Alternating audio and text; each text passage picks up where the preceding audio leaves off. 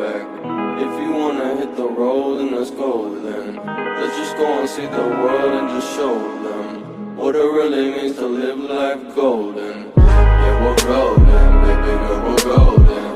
They're about to see us shine, cause we're golden. They can't ever break us down, cause we're golden. They're about to see us glow, cause we're golden. Yeah, we're golden, baby girl, we're golden. They're about to see us shine, cause we're golden. They can't ever break us down, cause we're golden. They're about to see us glow, cause we're golden. Got the devil in your eyes. Went into me by surprise. Say what you wanna say, I won't go back. If you wanna hit the road, then let's go then. Let's just go and see the world and just show them what it really means to live life golden. Yeah, we're golden, baby girl, we're golden. They're about to see us shine, cause we're golden. They can't ever break us down, cause we're golden. They're about to see us glow, cause we're golden. Yeah, we're golden, baby girl, we're golden. They're about to see us shine, cause we're golden. They can't ever break us down, cause we're golden. They're about to see us glow, cause we're golden. Got the devil in your eyes. Went into me by surprise. Say what you wanna say, I won't go back. If you wanna hit the road, then let's go then.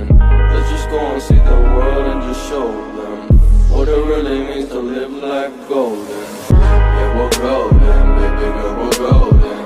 They're about to see us shine, cause we're golden. They can't ever break us down, cause we're golden. They're about to see us glow, cause we're golden. Yeah, we're golden, baby girl, we're golden. They're about to see us shine, cause we're golden. They can't ever break us down, cause we're golden. They're about to see us glow, cause we're golden. Got the devil in your eyes. Went into me by surprise. Say what you wanna say, I won't go back. If you wanna hit the road, then let's go then. Let's just go and see the world and just show them what it really means to live life golden. Yeah, we're golden, baby girl, we're golden. They're about to see us shine, cause we're golden. They can't ever break us down, cause we're golden. They're about to see us glow, cause we're golden. Yeah, we're golden, baby girl, we're golden. They're about to see us shine, cause we're golden. They can't ever break us down, cause we're golden. They're about to see us glow, cause we're golden.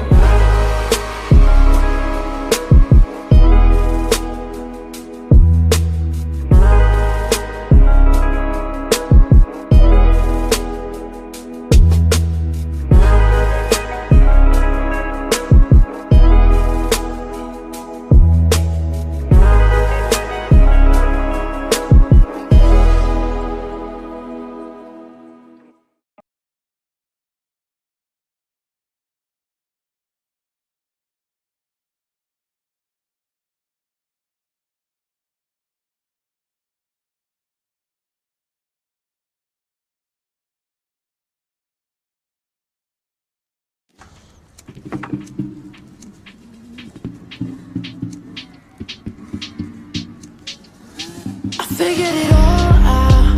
You think that you want it, it's all a facade, yeah. You want adrenaline, fuck the consistence, fuck the emotions.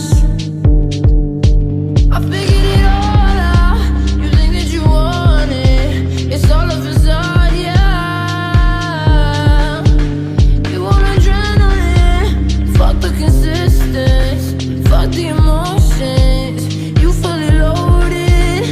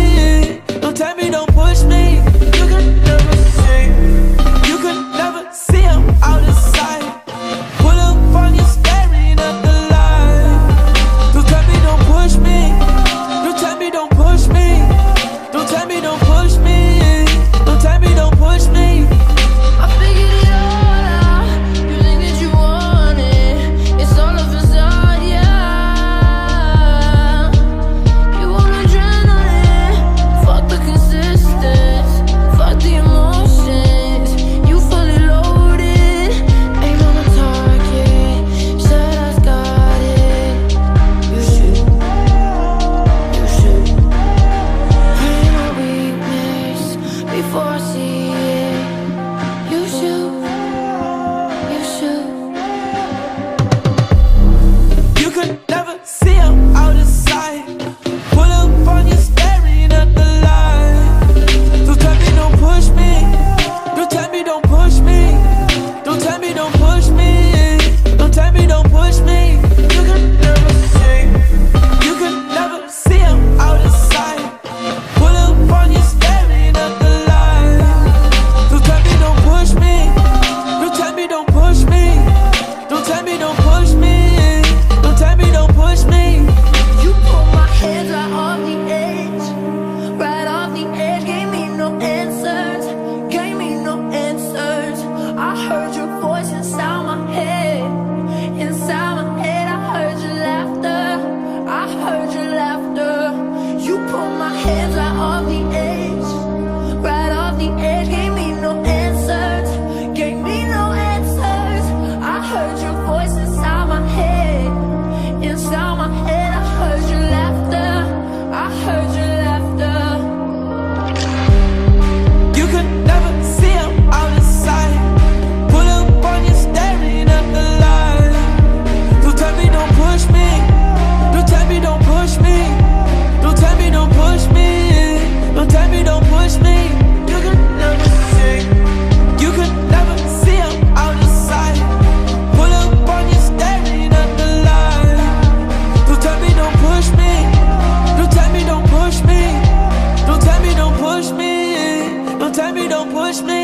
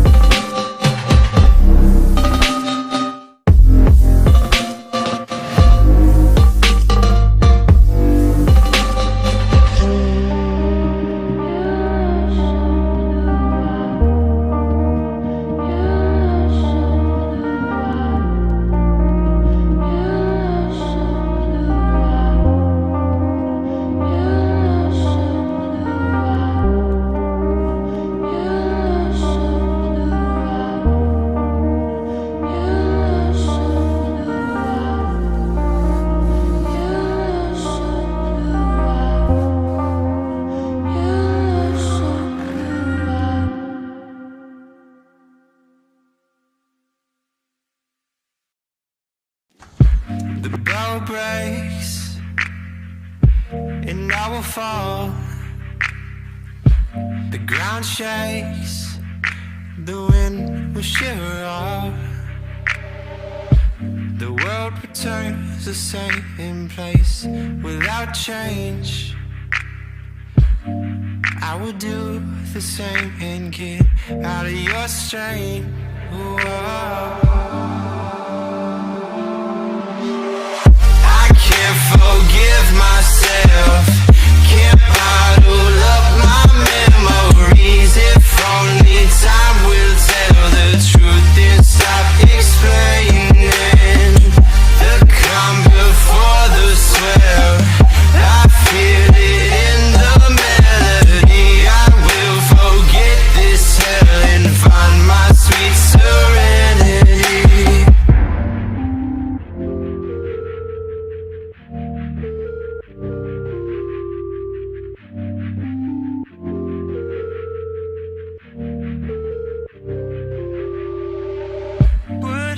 Ignore the world at war, just escape into a universe of senses. The world returns the same place without change. I will do the same and get out of your strain. I can't forgive myself, can't bottle up my memories. If only time will tell the truth and stop explaining. Hello everyone, and welcome to day number 4 of the Howling eSports League, Season 1, presented by the Howling eSports organization. Tonight, we have 2 best-of-ones coming your way. The first between Lethal Rage and Kraljevina Serbia in a battle at the top of the table, followed by a clash between Monospa and Harmony, bringing you the action throughout the evening. I'm Carl Krieger, alongside my good friend Brian Baymax Custer. What's up, Carl? How's it going? Doing pretty well. How about yourself? I assume you're as excited as I am to get into these games. I'm definitely excited. We see these teams go in. We're in week 4 now of the Howling eSports League. So we've seen these teams for a couple weeks in a row now. We're starting to see what this league has to offer, and things are definitely getting spicy. We saw Lethal Rage pick some interesting picks last time around. Last week, we saw Kale top lane that didn't end up going all that well, if memory serves. So I'm interested to see what kind of picks these guys are going to start prioritizing now that some of the things that are working and aren't working are getting more fleshed out. The meta has been shifting a little bit. We were talking about this before we came live here, but some picks that haven't been strong are starting to become strong again. Karthus jungle is something that we're seeing re-emerge into the meta a little bit. Volibear's been nerfed, not as strong of a jungler anymore. Wukong changes, so it's looking to get spicy.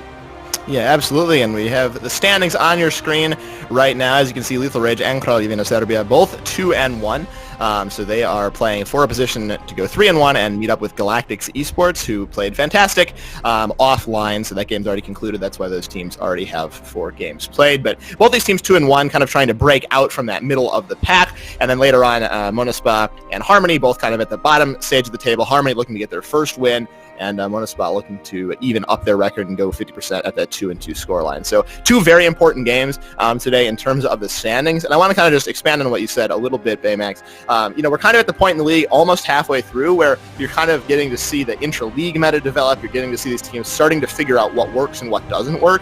And so the game quality ends up, just going up a little bit. They're kind of trying to kick it into that next gear, which I think is really exciting to see.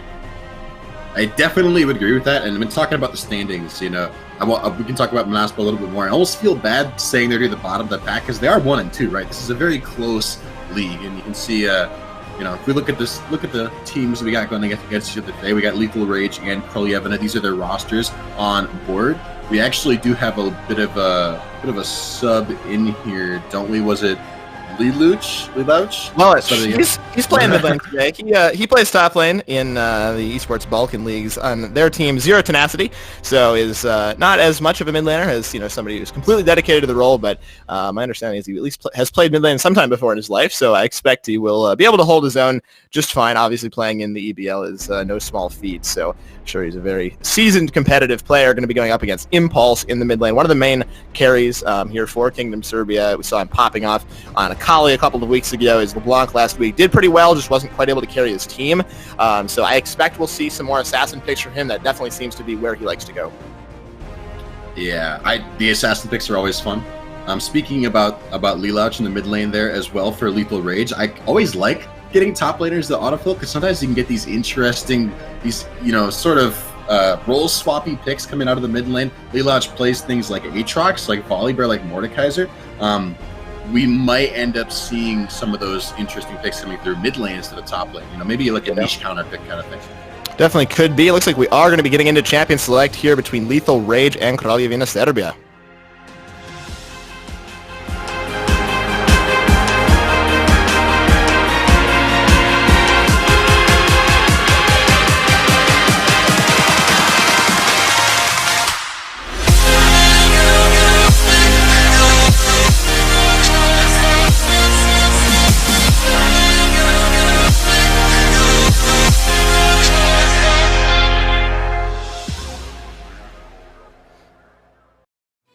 We have arrived on that Champion Select. We are into that first ban phase here between Lethal Rage and Kraljevina Serbia. Once again, Volibear, the first pick taken off the table. He's sent to the bench for this game, which I think makes a lot of sense. Very strong top laner, a little bit less strong in the jungle now that he got nerfed, but still can completely hard carry a game, does a lot of damage, just overall a very strong pick. Expect to see a lot of Ezreal bans today as well. Basically every AD carry player we're going to see on stream plays themselves some Ezreal, likes to pick. Definitely expecting to see Kraljevina take away the Olaf from Galvin in the jungle on Lethal Rage as well. Olaf is a pick that he is very, very fond of playing if it makes it through drafts. Not going to be surprised to see a first pick go through. The Elise banned away too. If you're wondering about the Elise ban, that is not necessarily a meta pick, but it is a meta pick for Kolyevina. It's Kijak's favorite pick by 1.5 miles. He loves himself some Elise, and it does bring that AP damage, right? Which right now in the meta, if you're not playing Karthus, maybe you're playing Echo, maybe you're playing Elise, but there's not that many junglers that can bring that sort of an AP threat. So the Elise flex is good. Yeah, absolutely. Kiak's one of the main practitioners of that champion that we've seen has a ton of solo queue games on it. No Olaf ban, by the way. Yeah, no Olaf taken away. Maybe not quite as high priority as he used to be, although certainly for Galban could be quite a strong pick. Some marksman looks like going to be coming through in this first rotation. Ashe has been picked up. I wanted to mention this earlier, didn't quite get a chance. We've seen this a ton in the pro meta in at least the last couple of weeks in NA and EU. Just a lot of this pick coming through. Teams really respecting the pick potential that it has a lot of damage. The Manamune build that has started to come through. So it has a lot of potential to get a lot of picks, get your team just kind of snowballing in the mid game, maybe forcing a cleanse from an enemy mid laner, the enemy AD carry as well. So just a really strong utility pick as it always has been, but kind of starting to sneak its way back up in the meta as that Olaf pick does come through.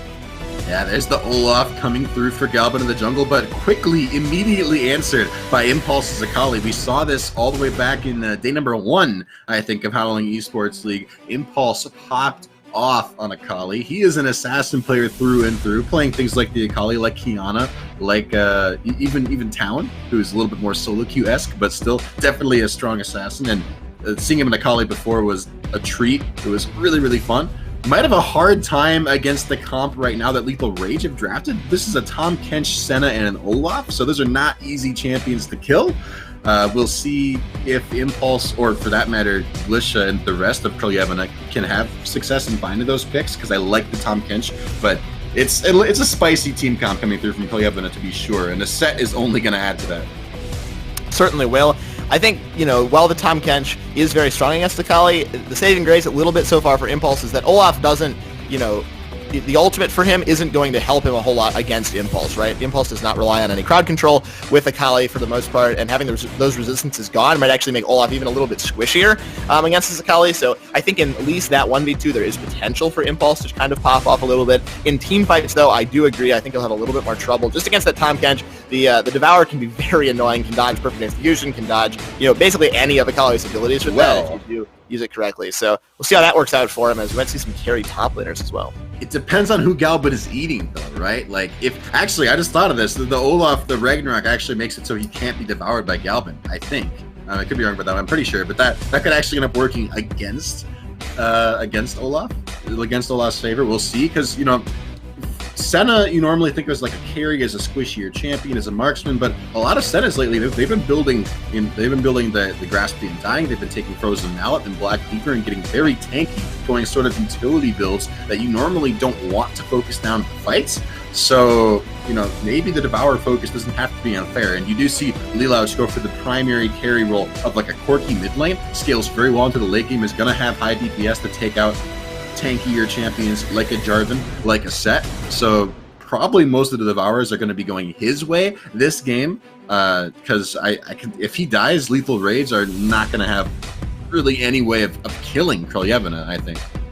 Absolutely, and I think that Lelouch in the mid lane probably will be the main target for this Devourer, likely the squishiest member on this team, and arguably one of the most important. Senna does a lot of damage, but a lot of her damage is, kind of poke before the fight, setting up that ultimate way in the backline, whereas the Corki needs to get a little bit closer in terms of the range, and probably will be Impulse's main target, especially if he's, a little bit behind, even a little bit squishier from potentially losing lane. So I think he'll be the main target for this Devourer, but a lot of pressure on EQWQR to get those Devourers off this game before his teammates are falling. I want to switch attention up to the top lane just a little bit, because we haven't touched on it a whole lot. Double carries, it's going to be Aatrox versus Jace. Pretty exciting matchup. I expect they'll be going toe-to-toe. A lot of combat likely up in this top lane, as these are both champions that don't really want to just sit and farm.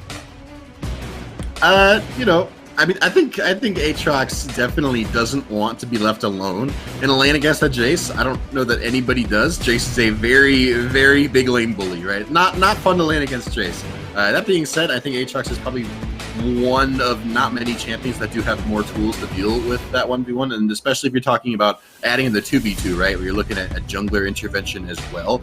If Glisha steps too far forward, if he gets a little bit too greedy and Galvin is there to punish him, like he will get run down, he will die. The setup can come through, but Jarvan Jace is a very strong 2v2 as well, because Jarvan's got all the setup in the world to create a situation where Glisha can just end up going ahead and just one-shotting somebody. That being said, I don't think that Krelyevna want to be spending a lot of resources around the top side of the map. I feel like you generally pick something like a Jace, especially if you have an Ashe. Yeah, screw don't talk about the Jace pick. Let's talk about the Ashe, right? You have an Ashe set bot lane that is so much setup to pick a fight, to make something happen. I think we are definitely going to see Krelyevna gravitating more towards that bot side of the map. Jace can be independent. He's strong enough to stand on his own and bully a lane and do it safely. You have an Ashe Arrow bot lane, you have a Showstopper, you have an Akali that can roam down and help, and you have a Cataclysm once the Jarvan hits level 6. Those are the tools that you want to be playing around. I definitely do agree with that. You might even have Hex Slash coming in for Vian in the bot lane if he's already used his normal flash. There's a ton of setup. Basically, like, most of the abilities in that bot lane can set up a gank to some extent or the other, and so I think even though there is the Tahm Kench, at some point you just start killing the Tahm Kench. You say, we don't need to kill the Senna, we'll just take this TK out of this one, put him back on the bench, and it could work out very well for them. Also would give you dragon control, so I think a bot lane playstyle would make a lot of sense this game for Kingdom Serbia, just because Jace, like you said, can be a little bit more independent in the top lane. I still think they'll be fighting, but I don't think it's a lane that he's just going to auto-lose, and so I think he could be left just a little bit more alone while Chaos decides to focus a little bit more on the bot side. I also think that Ninja Tabbies could be very important in this game. There's a lot of auto-attackers coming through for Lethal Rage. Arguably all 5 members auto-attack quite a lot, so Ninja Tabby could be quite strong as the boot selection for a lot of these members as we get into the game. Yeah. Ninja Tabbies, I mean, the only problem with Ninja Tabbies is they don't work out so well versus Corki. He's doing that all that magic damage coming through from his passive. He converts, I think, 80% of his physical damage into magic damage. So if you're looking at Lethal Rage thinking, oh, they've got no magic damage, just build armor, it's not really that easy, because Corki is basically a magic damage AP carry. Now, that being said, like we talked about, the Corki is really going to be the primary, really the only carry that Lethal Rage have. I shouldn't say only, like, obviously, Ascena and Aatrox and Olaf, these champions can all pop off and do some crazy things, especially if they get ahead. But if they're not ahead, assuming even power curves on everybody, Lelouch on Corki, he's going to be the one who scales the best, who is the win condition in fights late game for Lethal Rage. And Krelyevna have so many tools to catch him out and punish him. With things like a Cataclysm, with Impulse. I think, last time we saw Impulse on Akali, or at least in week 1, day 1, when we saw Impulse on Akali, he ended up being critical, absolutely critical to Krelyevna winning that game. I think it's going to be the exact same story. Impulse has got to be strong. If he can dive that backline, find a one-shot on Lelouch before the rest of Lethal Rage can get there, before they can collapse and come to his aid, then wipe your hands clean, it's over, wrap it up, go home. It's going to be a win for Krelyevna. But if he doesn't get ahead, if the bot lane roams aren't executed properly, if EQ can keep Pharah alive early game, if Lethal Rage don't overextend early game, I think Krelyevna probably going to get outscaled. They're going to have a hard time a little bit later on into fights. Corki will, of course, be crucial to these fights for Lethal Rage, not only just because he is one of the higher damage champions, but also because he is the only magic damage. Like you mentioned, a lot of people still think that Corki does physical damage. You kind of touched on this a little bit, but he does around 80 to 90% magic damage, so basically just a bit of physical damage thrown in there. So I think he's going to be crucial to this team. I think you still can go Ninja Tabbies. It still will reduce some of the damage from his auto attacks, and I think still making sense against the other 4 auto attackers on the team, but and there's not a lot of crowd control, I should say, also, that Mercury Treads would be helping out with. So I think that's probably the better boot choice. I wouldn't be surprised to see Zonks, actually, or the Tabbies. Hear me out, everyone can go Moby Boots, or Swifties. Literally everyone. Probably Swifties, because Moby's Human. Yeah, everyone. Good idea. That doesn't sound great, to be completely correct. But I mean, hey, sometimes you just got to throw in a little spice, and I think that would be, some top tier trolling if everybody went for the Swifty Boots. Imagine Swifty Boots plus Cloud Soul. You got 4 Cloud Dragons and the Cloud Soul, you'd be cooking. You're not trolling at that point. You just win the game. It's just over. At that point, you're not trolling. Before then, I'm going to go you're trolling. But for the most part, could be strong if that happens. Maybe you just get the Cloud Soul and then you switch boots. Everybody sells their boots and just buys Swifties. What do you think? I think that can work. I want to touch on this Trundle pick. I was just looking at the bans while you're rambling about Swifties. I'm thinking we didn't talk about Trundle. Probably should have done the pick some justice. The past couple of weeks, Trundle has been, past couple months, Trundle has been the go-to first pick jungler, very, very strong as we get into game here. That's not really the case anymore. He got nerfed. He's still perfectly viable, but his attack speed has been reduced. He's not as good at shredding tanks anymore, and so we don't see nearly as high priority on him anymore. And I think the ban might be notable for that reason. I was a little surprised to see the ban come out, but we are getting into game here. Carl, hit me with some knowledge bombs here. We are on to the Rift. I don't know if I have a ton of knowledge bombs for you. I do know that there's multiple teleports on the side of Lethal Rage, 2 versus only the 1 on the side of Kingdom Serbia. So that's something to watch out, as we're a little bit out of order on the scoreboard. We do apologize for that. Likely get that fixed in a few moments here. We can make sure we know where everybody is going. There we go. But I do like the 2 teleports versus the 1. I think that will give them a little bit more map pressure later on in the game. Corki can be in the side lane. A little bit hard for Corki to side lane against the Akali, but if he's able to just kind of hold, clear out the waves, and get some pressure, I think it will work out better for them. He'll be able to teleport away from the Akali instead of fighting her, which essentially is the goal. So I think that could draw a lot of pressure for them late game if they get to that point in the game where they're trying to split push, maybe set up a 1-3-1, and kind of stretch Impulse thin if he's the only member that can match in the side lanes. I think the teleport on Corki is all about those package flanks, right? You get behind somebody. Normally, you don't want to do that, especially if it's a Akali, but with the package available, not a bad idea. Vian forcing a little bit of a Valkyrie start there as well makes Lelouch a little bit less safe in this early game laning phase. And we talked about it. That's a little bit of a lead there for Impulse in the mid lane for Kolyevina.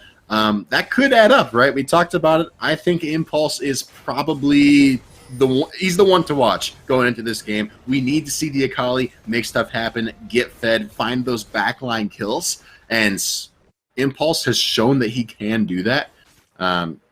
I'm excited to see if he can get a win in this game, because Lethal Rage, they were previously 2-0 before last week. They ended up picking up their first loss, and they are definitely going to come back swinging. They're trying to make something happen here. Absolutely. I do want to point out we do not have a Grasp build on the Senna. We are going for Glacial Augment, so that will be kind of the older style build. I wouldn't be surprised to see Manamune come through. A little bit more utility, but not as tanky. And no support item. It's not fasting Senna. It's just this is just an 80k Senna. Yeah. That's, I don't love this choice. I think the Grasp is stronger. Yeah. I think the Grasp is a lot stronger. Go ahead, Nivex. I agree. I think Grasp is stronger than Glacial Augment. I also think Fasting Senna is stronger than a carry Senna. Just generally, the attack range is so important, especially even with Glacial Augment. Like, you need to be applying those slows somehow, and you get so many fewer souls if you don't do that. Now looking top lane here, Kijak might be trying to get something done. A little bit of a lane gank. If this works out, AOS might be a little bit tilted. Yeah, it could be spicy if it works out, but he's wasting a decent amount of time. Kyaxa standing in the alcove. I don't think he was seen because there was no... Might get seen now. There is the gank attempt. Glisha going in on AOS, who just kind of walks himself out. Actually going to do better than he got in that hurt. I think he saw Kyaxa, so I think he's calling his bluff right now. Maybe not, actually. Walking back forward. A little bit puzzling as to what the vision situation is, but he is going to waste a lot of that Jarvan's time. AOS played that so well. I don't know if he knew Glisha was there, but the respect he gave was very well warranted. Now looking bot lane, Ignite has been dropped. Yeah, bot lane having to use the E from Senna to try to get his support out of this one. WQR still has Flash. Is going to use it to get away. Vian, Flash to follow as well for the Haymaker, but not going to be quite enough. A lot of summoners used, 3 on each side. Both supports are low. Yeah, the same summoners too. Both AD carries still have Flash. Now Galvin in the river here, forced to flash away. Already in the jungle, has to flash himself away. Going back in out of Kyaxa. He's going to be picking up that first kill. Can they go in for a little bit more? LR looking great in this fight. That's a double kill. The Triumph keeping him healthy. Impulse, can he pick up the trade kill? Yes, he can, but it's not before Olaf picks up 3 kills. Galvin's on the board. And just like that, 3 kills onto Olaf. Galvin is not on the board. He shattered the board. He's on the top of the board. We're 4 minutes in. He's a 3-kill Olaf. The world is his oyster. At this point, and by the way, he is primarily lost. Right? We're seeing this replay here. You can tell the mechanics. Sidesteps the flash with the flagging drag. Gets that 1 kill. Conqueror healing. Finally hitting. Getting so much back. 2nd triumph in a row. 3rd triumph, not quite keeping him alive. But you know what? You take those anyway. 3 kills from 1 any day of the week, any time of the year. You're good with that. You're cool with that. Yeah, certainly. He is a complete monster now in the jungle. Has to be very far ahead in gold. I would say he probably almost has double the gold of Kiaxa so far, up 2 camps, up 3 kills. Has an extra Caulfield's Warhammer to his name so far. That is 1,100 gold in his inventory ahead. He will be winning pretty much any fight, you would have to imagine, in the jungle thus far. Impulse did pick up 1 kill for himself, has, maybe a little bit more gold for himself, no ignite, but he did go down as well. So I don't think a huge advantage over Lelouch, who, picked up 3 assists, and that's not, a tiny amount of gold either. So I think the mid lane matchup is still very much in control for this Corki, whereas Galvin is now in a position to just completely take over this game. Well, and the other thing that helps a lot, right, is it's not just about the mid lane, it's about the jungle as well. Like, Jarvan's an aggressive early game jungler, but he can't be as aggressive against the 3-0 Olaf, so it buys you some pressure. But now Galvin is maybe finding himself in trouble. He's getting gauged on. Yeah, might be round 2, but he is going to keep himself safe. Lelouch going to have to use the Valkyrie to get away a little bit too far forward there, but everyone is going to remain okay. And Galvin wastes a lot of time. 3 versus 1 for a little bit, gets himself away from the blast cone, and stays alive. I like the proactivity there from Krelyevan, using that lane priority to roam over, and the roam from Vian is top lane. AOS looking for a solo kill. Almost. Glitcha's going to be fine. Going to walk out of that one, but I'm surprised. I think that was probably a misstep from Glitcha. Get a little bit too far forward, and he just disrespected the amount of crowd control and lockdown that Aatrox has, but still up 10 CS, now looking bot lane. It's another fight. In the bot lane, Vian going down, Galvin picks up a 4th kill, another undertow lands on his Zonks. He has flash, might not be enough, looks like it will in fact be, gets himself out of that situation, but that's a 4th kill for this Olaf. That's a, 4th kill. Dragon spawning as well, and Zonks into the burning flash, which makes him a lot less safe. Keep in mind, this is an Ashe early game. Galvin feeling empowered to go ahead and start up this Dragon, but Impulse is waiting nearby, or Kijak actually, unseen in that bush. Level 5, though, what can he do? Might try to go in for the steal here, but this just seems like it is a suicide mission. If he decides to go in for it, he may look for it. Galvin pretty low actually goes in, does manage to get the steal, but not able to get the kill. Devour goes through. Galvin keeping himself alive with that triumph. He might go down though. Impulse gets the shutdown. What a great play by him. Perfect execution is coming through, and it looks like it is going to be just that. 2 versus 3 now. That's the second usage of that. Lelouch having to flash himself away to keep himself alive. Zonks has arrived on the scene now. Vian picks up the kill onto that mid laner. Very low though. Going to have to keep himself in the backline for the time being, but Zonks is just powering forward here with the Qs. Every arrow is landing for him. One more volley, not quite going to be enough. Fair walks away. That was a big shutdown kill onto Impulse, and Dragon stolen away. I'm not going to lie. I don't think Lethal Rage plays that fight as best they could, but still definitely win for Krelyevan, and now Zonks getting teleported on. He's finding himself in trouble here.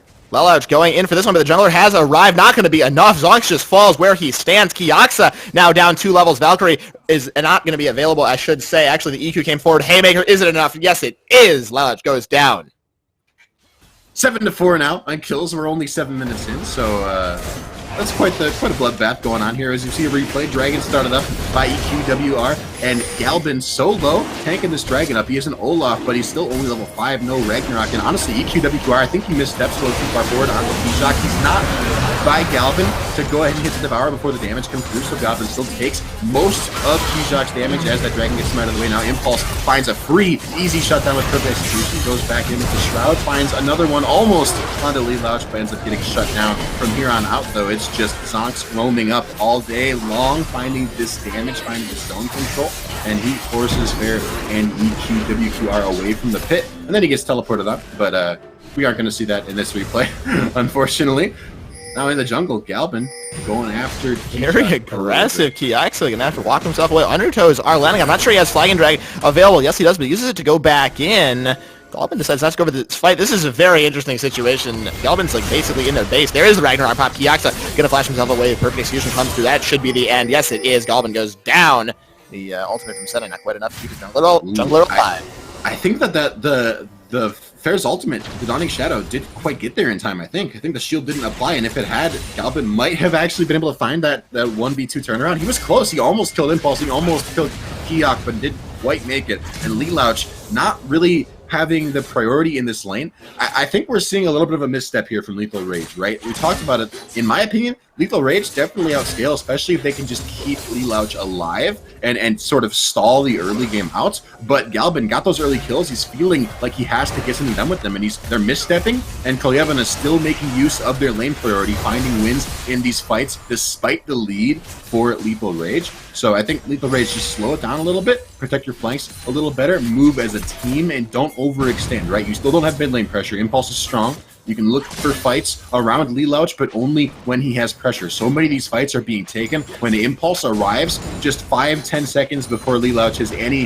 hope of actually getting there. That can't happen. You don't want to put yourself in a numbers disadvantage like that. Now looking mid lane, another gank towards Impulse, but he should be fine.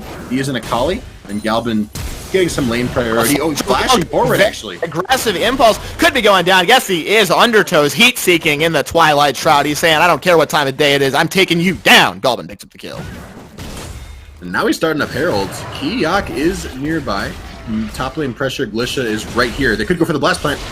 Blast over the wall. Ragnarok is available, though he might just look to go for the 1v2, doing so much damage. Stopwatch forced out of Kiox, and Glisha now going very low. This is a disaster for Chaos if they lose this fight. Gonna lose one kill, gonna lose the second one as well. Enchanted Crystal Arrow not in time. Lethal Rage fighting back. They're gonna get the Herald as well. And you know, Lethal Rage, when they got the priority there, when they got the laners that can roam over, they win the fight, and we talked about it. It's all about Impulse for the side of Krolyev. Impulse not at the fight, you don't win the fight. Kiyak and Glisha don't have the damage to kill Galvin. And looking towards the boss map as well, let's think about this, because Zonks and Bayan are strong. Look at them bullying this lane, showstopper forward. Yeah, they're trying to prove it. There's no arrow, though. That was used in the top side, so everybody going to stay safe. EQ, WQR keeping himself safe, but that's 2 summoners blown. Yeah, but look at Zonks and Bayan, right? They are strong. They have been bullying this lane. They have been having pressure. I think Kolyevina should be playing around this bot lane. You talked about it, right? Imagine if Impulse and Kiyak had come bot lane, used their perfect execution here, used the Cataclysm here, and just given that top lane Herald. Probably find 2 kills onto Fair and EQWQR. Maybe even find this next dragon. Probably find 2 or 3 turret plates, which is about as much as you can reasonably expect from a Herald. And you got to have the damage or you can't make the play. Now going forward again. Another situation in the bot lane. Bayan and Kiaxa are here. Nice stopwatch. There is the Dawning Shadow as well for a little bit more safety as Galvin has arrived on the scene. That usually is bad news for the recipient team, and it looks like that trend is going to continue. Bayan gets shot down by Fair. They give the kill over to the 80 carry. Another double kill picked up for the Rage. And again, Kolyevina, it sort of feels like they're grasping at straws here. They keep picking fights where they don't have a primary damage dealer nearby. Zonks was on recall. He wasn't available for that fight. It was only a support set and an 0-3, now 0-4 Jarvan looking for that fight. Same thing before, right? Impulse was dead. Kijak and Glisha going over that wall trying to kiss the Herald, not making it happen. The damage has to be there to follow up the utility. I didn't even see, was this the gank earlier? No, this is a solo kill. Impulse finding just a free shutdown. Nice little ignite. Not going to die to turret, so a good shroud from him. Credit where credit is due, but Lelouch firing back top lane. In the top lane, Glisha not able to escape. That is the Corki, not even scaled up, but already does some damage. Jace falls for the 3rd time. Ooh, Impulse though. He is here. Perfect execution, not quite available. Enchanted Crystal Arrow gonna miss as well. Teleport coming through AOS, going very low, but is able to survive for the time being. Can to keep himself alive throughout this engagement. Very low. Impulse does go down. AOS survives throughout it. The teleport coming in to save his life. Oh my, that perfect execution was so close to being online, but this is actually disaster, right? Herald dropped bot lane, means that Lethal Rage got bot lane turret, first turret. EQWQR should be fine here. He's a tanky Tom Kench, nothing that Kolyevina can do. Glisha and Vayan trying to make something happen here. On the bot side of the map, though, Galvin is just running down over the and wall. Kiyak. They're fighting over this dragon on both sides of the map. Lethal Rage are just winning everything. They're winning top side, they're winning bot side, where they don't have as many players even dedicated. They're just finding wins. And Kolyevina is struggling to play around their carry, struggling to play around their win conditions. It feels almost like they're grasping at straws here, trying to force fights where they just do not have an advantage. Ooh, Glisha walking up to this bush, he could be in trouble. Low. The Valkyrie and one more auto attack is going to be enough. Lelouch picks up another kill, and these are the scaling champions too, Bax. This is Fair and Lelouch are both on the mana immune as we go into the replay. Ooh, and you can see it starts with the 1v2, right? Galvin all by himself, but he's so better than Olaf, has the Ragnarok to ignore any crowd control from Zonks, just running him down. Kiyak forced to dip on out of dodge. Axe over the wall, nice little undertow picking up that one as well as Fair just dips in for a little bit of an assist. Nice kill there from, a nice kill from Lethal Rage. Yeah, they're just running over the map right now, using this Olaf as a bridge toward the late game. Galvin has absolutely no fear, doesn't even have Ragnarok, he doesn't even need an Undertow's coming through. He's saying it's not it might be an Undertow, but you're going to need an Undertaker for this situation. He's been gone once again. 6 deaths now for Kiox. Glitch arrived though, 3 versus 3, but I don't think there's any fight right now that Krolyev Serbia can take. They're just so far behind, almost 10,000 gold down. We haven't really touched on that, but that is a massive deficit at 15 minutes. Yeah, that's huge. That's everything. And we're talking at 19-7 in kills. Again, the good news for Kolyevina is the gold they do have is exactly where you want it to be. It's on Impulse. But even he is too far behind at this point. He's a 20 CS down his laner. Lelouch sitting at 115 CS and 5 kills, so probably even gold from kills. That's a lot of damage. That's a nice ultimate, nice snipe by Fair, picking up yet another kill. Lelouch does a lot of damage. He doesn't even have his Triforce yet.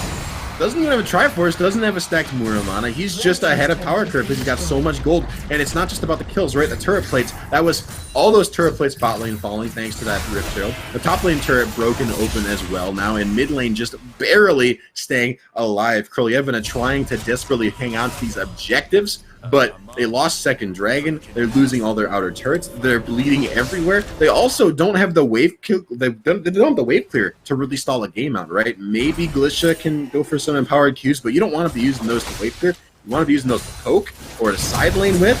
Now bot lane. Ooh, Lelouch getting shut down. Impulse finding a perfect execution. That is a nice kill, but Galvin is waiting in the wings.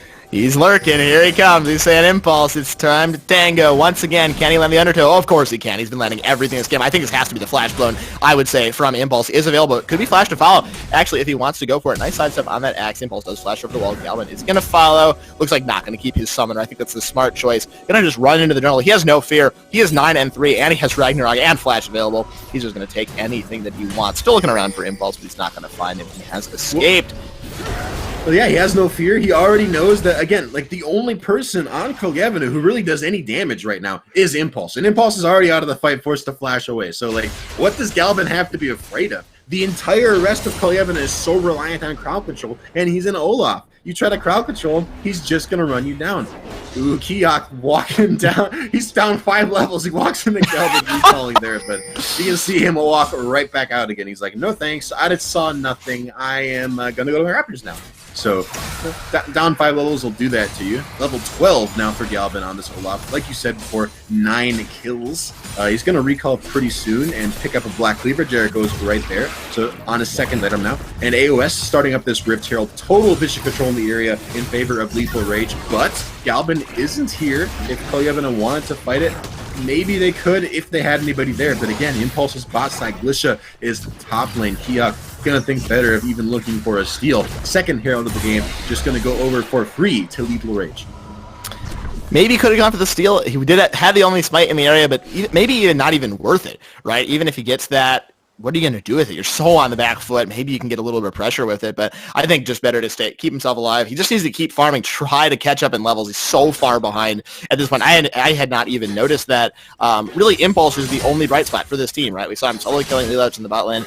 I think he's going to need to have some kind of a major split push game if they really want to get back in this game, because they just need to buy time to get later in this game. But as you mentioned, they probably don't even win the scaling war, so Impulse needs to make something happen quite soon, I would say, or they're just going to kind of get outscaled in the game. Well, and the thing is too, like Zonx and Vian weren't doing poorly either. That's why I think this is sort of on the whole of Kolyevina, right? You have an Ashe in a set bot lane. Don't play around that early. What are you even doing, right? Impulse looking for a solo kill, but he's gonna get protected. He's gonna get the solo kill. Yeah, fight is going to continue. However, just channeling the recall impulses. Doesn't even want to stay and fight. Kiyoxa goes down once again. Vian surely to follow here. Does have flash actually. He's able to get himself over the wall. Impulse doesn't want any more of that. He says, "I got my kill. I'm getting out of this situation." He's going back to base, but it looks like LR is going to pick up the dragon. He got the kill, but it was still a 2-for-1. And again, like you said, second dragon now going over to Lethal Rage. If that keeps happening, if you keep trading 2-for-1 and giving away dragons, eventually you're going to lose the game. You're going to lose even more kills, go into more of a kill deficit. You're going to get Dragon Soul, Infernal Soul given away to Lethal Rage. Fair might be caught out here mid lane, but Glacial Augment Spell doing a lot. And EQWQR is nearby. Impulse, no perfect execution. I think Fair is safe. Actually, Impulse might be in trouble. Yeah, a lot of kiting going through. Fair could find himself in some trouble. Yeah, takes a lot of damage straight away. There's the Devourer just in time. Summoner heal blown as well. Fair, I don't know if you want to be walking up to this one. My guy, Kiyoxa is in the area, but is only level 8. No ultimate available. As here's the replay that saw in the mid lane. Zonx stepping a little bit far forward, looking for an arrow onto Fair, but I don't think you win that one. Fair picking up a kill. Says, I will take that for myself. So a nice little solo kill that I missed out on that one a little bit earlier on. So add that to the 2 kills that, or I think that was actually while the Dragon that was part of the 2-for-1, yeah. Yeah, that was part of the 2-for-1, so I saw it on the side of the screen. I saw that Zonx was dead. Didn't see how it happened. So there you go. That's how it happened. A nice little 1v1 there going over to Fair. A little bit of an underestimation of a Ghost Blade Mana Moon Senna, right? Fair is not behind Power Curve either anymore. He is far from the bullied Senna he was early game. He's got 141 CS, 2 items completed, and a pickaxe on the side. He's looking pretty strong. He's got sort of the core foundations of a carry Senna build made for himself here. Absolutely, just stood there and auto-attacked Zonx. Essentially didn't even need the ultimate, just auto-attacked him to death, and that was all that he needed to pick up that kill. Everybody on this team is so strong. Zonx just needs a lot more items before he's going to do any damage. Even the arrow wasn't enough, wasn't at that long of range, so a very short crowd control duration. You might see some fighting in the top lane as everybody's posturing a little bit towards the Baron, but I think a little bit too early to start that up. Impulse waiting in the bush, though. Worth mentioning, Impulse is tied for highest level in the game with Galvin, and guess who is not topside right now? Not Galvin. AOS is all by himself. Has to get himself away. Meanwhile, Fair has picked up a kill off screen once again. I believe that was in the mid lane. Zonx goes down and uses his flash. Probably even Serbia need to get in position in the mid lane quite soon, as there is quite a strong push coming through from Lethal Rage. They have complete control of the map. Mid lane turret falling, finally. Galvin, again, wherever Galvin goes, the rest of Lethal Rage is following, and Kolyevina are probably losing some objectives. AOS more than happy to burn his flash, more than happy to take and absorb some of that impulse pressure if it means that the rest of his team can get stuff done on the other side of the map, and that is exactly what ended up happening. Now, mid lane turret finally broken open, that stubborn, pesky thing. Fallen a little bit later onto the game than Lethal Rage maybe would have liked, but just in time for Baron to spawn. So now the Baron dance begins, right? And Lethal Rage, I might be wrong, correct me if I'm wrong, but I don't think that this Baron dance is going to take very long, because Lethal Rage got a lot of DPS for this. Galvin might find himself caught up, but he's just going for it. But he's just going straight on into that one. Dawning Shadow did pick up that one kill. He might be going down. Galvin Godlike maybe spoke a little bit too soon. No, I did not. He goes down. That's a shutdown. 1,000 gold in the pocket of Impulse. That could be quite a problem if it continues much more. EQWQR keeping himself safe with that stone. Like, the Oxy goes in, but he's quite low. Might get the shot down from this one. No, not going to have the range. Fair flashes up away. AOS has arrived on the scene. Lelouch as well, teleporting in. That's another shutdown going over for Impulse. Another shutdown. That's a third shutdown. He's picked up 2,300 gold in just this one fight, Baymax, as they look to fight back.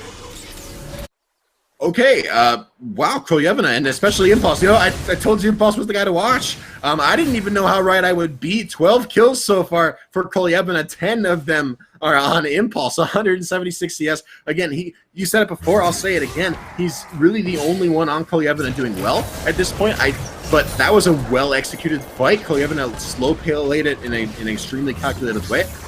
This might not be over yet. AOS and Lelouch getting a little bit aggressive. Impulse on a flank. No perfect execution. The arrow is there. Arrow does land onto AOS. He is just left out to dry. Lelouch should be able to get himself away, but that's going to be the end of AOS in just a moment. Usually the Ghost Blade for a little bit more time, but Impulse likely going to pick up this kill in a few more seconds. There it is. 300 more gold in his pocket. I want to mention, he has twice as much gold as anybody else on his team right now, Max. He is completely carrying his team.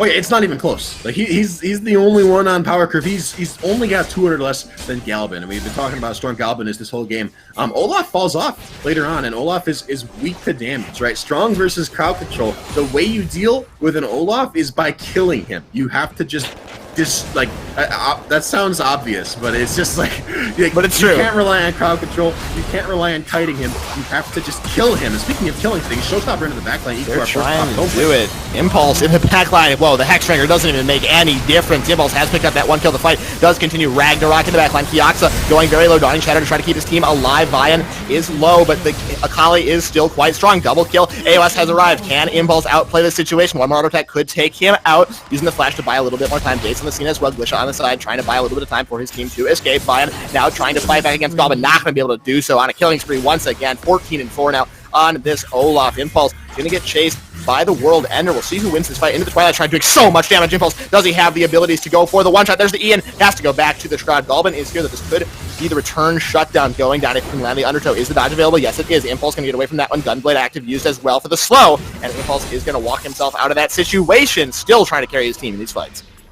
Impulse gets out, but Kolyevina, they just lose more of the map, right? Third dragon of the game going over to Lethal Rage, their second Infernal, and they are going to scale quite well with those Infernal Dragons, even aside from the Infernal Soul buff that ends up coming through if another dragon does end up going over. So Kolyevina, you know, they're finding these leads. Impulse is finding these kills. Again, 13 of his team's 15 kills.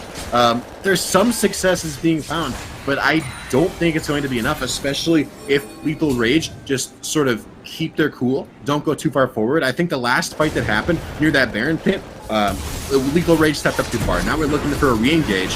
It was actually Bayan and Kiak that picked this fight, going in too deep on to EQWQR. Oh, onto the backline goes Impulse, which was a smart play, and you see the perfect execution for basically a one-shot on Lilash, but it doesn't even matter because the rest of Kolyevina's resources have been just poured into finding a kill on the supports, and it does go, like, he does go down, EQ does go down, but the cleanup crew has arrived. AOS and Galban and Fair free to just run over what's left of Kolyevina, and no perfect execution on Impulse means that he can't really continue to take the fight, although he can take that fight. Solo kill bot lane, bot side of the map. Level 16 now. Level 3 perfect execution. Impulse feeling big. But he's not there for the Baron play, and they continue to push in the bot lane. This is going to be a 4 versus 4 at the Baron pit. Smite heavily in favor of Galban. He's up 4 levels. This is not a 50-50, more like a 70-30, I would say, if they decide to go for it. I think they'll try to go for the steal. Oh, it doesn't get over the wall, actually. Kiaksa not going to go for that. Baron Nasher picked up by Lethal Rage, and they cement their 10,000 gold lead. You might see a fight, though, and Shadow Crystal Arrow did go off screen, lands the stun on the Galban, but nothing more going to come of that, I don't think. Few recalls being stopped, but in the end, Lethal Rage didn't escape with the Baron buff. Yeah, I think Kolyevina are just looking to sort of stop those recalls so they can maybe pressure this mid lane turret. The problem with having an Akali in a side lane is Impulse can find those kills, but he's not exactly a Jax or a Fiora or a Camille who's going to be shredding these turrets, right? Didn't actually end up getting very many objectives for that time spent in the mid lane. He's going to get knocked back with the Showstopper or the Flash Devour as well to keep him safe from EQWQR, trying to get Bayan down. He does fall to Galban as well. That was the Dawning Shadow we saw come across for a little bit of shielding. Impulse now a little bit caught out from this situation. Can he get over the wall? Yes, he can with the E, the follow through from AOS. Flash over that wall. That's a shutdown on the Impulse. He finally goes down for his team. Lethal Rage looking to run down the mid lane after a massive fight win. And the other problem here for Kolyevina is, guess what? Impulse is dead. Again, he's 14 of his team's 16 kills. He's got nearly 100% goal participation. What can you do if your Akali is dead in this situation? The answer is absolutely nothing. Impulse is dead. I think Lethal Rage win the game here, right? There's no answer that can come through from Kolyevina. They have no damage. They can't kill anyone. Galban and Fair and EQ. So strong. There is the engage. They're going to look to try to end the game, but it's 5 versus 4. First Nexus Tower has gone down. When does Kingdom Serbia look to take this fight? Second Nexus Tower is under fire. It's down to half HP. See if Lethal Rage is willing to take this engagement. It's 4 versus 5 for the next 5 seconds, but Impulse is respawning. The next wave of minions has arrived. They're clearing this one out. Looks like they are going to back themselves away. They don't want to fight the Akali in the 5 versus 5. Multiple members are low. Lila in a little bit too aggressively, I do feel, but everybody is going to escape. Looks like Lethal Rage is going to take one more attempt to end the game. You know, Shadow Crystal Arrow gonna go a little bit wide. If that hit Fair, probably would have been a kill, but Baron powered recalls, so Lethal Rage gonna get out of that one. Oh, that was looking a little dicey, looking a little spicy there. Both teams were getting kind of low. They were like, I think that could have gone anyway. But Kolyevina just happy to sort of live another day here. But like we talked about earlier, I think the scaling game goes in favor of Lethal Rage, and even if it doesn't, Kolyevina are so far from scaling. Infernal Soul is about to be in contention. Even if that's not in contention, there's still Baron buffs on Lethal Rage. They can look to break open this top or bot lane inhibitor. And Impulse, there's so many tools that Lethal Rage have to take away Impulse's ability to kill people, right? The Devourer especially being such a key cooldown. Galban is so hard to kill. Got the Guardian Angel completed now as well on this Olaf, so he's going to be harder to kill now. An engage mid lane. Fight in the base. We saw the time capture ultimate as well. Glisha now running for the hills. Vaya needs to get back to the base as well to help out his team. A little bit of poke being exchanged. These teams just dancing around before they might go for a real engage. Set could go for a little bit of a flank, but I don't know how effective it would be. You can't hold in Galban. That's the opposite of what you need to be doing. You need to kill him somehow, but how do you do it? Impulse now going in. This could be the make or break fight. Vaya has arrived as well in the backline. A nice knock-up, trying to go for a little bit of disruption. Picks up one kill. AOS has now fallen. Fair, I should say, flashing himself out. Galban has run in the backline. Ultimate not available, though. He could be in a little bit of trouble, but it looks like Lethal Rage is fighting back a little bit in this team fight. 2 for 3 so far. They are losing, but Impulse is into the design, and he gets shot down by Fair. One more auto attack. That's a double kill for him. Galban now just running through the base. What can they they do? It looks like not a whole lot. Kioxa and Glisha now just running for the hills. Goblin does not take any damage. The Nexus is exposed. Kioxa's going to go down. He's just padding the KDA, and it is Goblin carrying his team to victory. He's saying, get on my back. It will not be a problem. I can handle it. I'm a Viking. I'm strong. Glisha just tickling him down here. Goblin going to go for a little bit of the BM. Gets knocked into the fountain. Actually, he could go down. Gets knocked into the GA. Oh my God. Consider hitting the Nexus if you are Goblin at this point. But he comes back. It's not going to be a problem. And Lethal Rage look to end the game. They go 3-1 in the league thus far, taking a win over Kingdom Serbia. Yeah, that was actually a sloppy end of the game there for Lethal Rage. And Galvin was a little bit less ridiculously impossible to kill. That could have went badly. Just put it out there. That was the NA RAM. But this is EU. You're not supposed to NA RAM. You got Melee Inhibitor turret down. You can wait for Dragon Soul. You can go top lane or bot lane. Anything but just funneling into that mid lane. It almost went really well for Cleavida. And to their credit, that was a really insane Cataclysm. That was not a bad team fight. But overall, Lethal Rage just too far ahead. Galvin especially, just a little bit of an insurmountable lead there. I'll throw it back to you. But that was quite the game. I was happy to see that Akali. But Galvin, ban this man's Olaf. Holy shit. Yeah, do have to ban that Olaf, you would have to think, but we are going to throw it to a brief break while we kind of just reset from that game. We'll be back in about 5 minutes with potentially an interview with Galvin or the MVP for the game, which has to be Galvin. We'll see you on the other side of this break.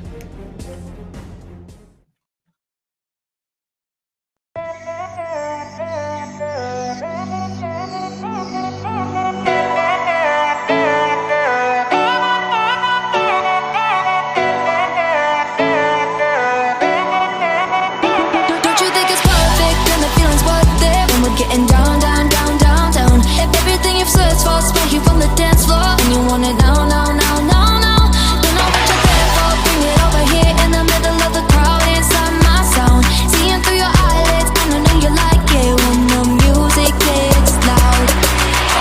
And I never want another. Come back to me, my lover. I never want another. Bring back the summer.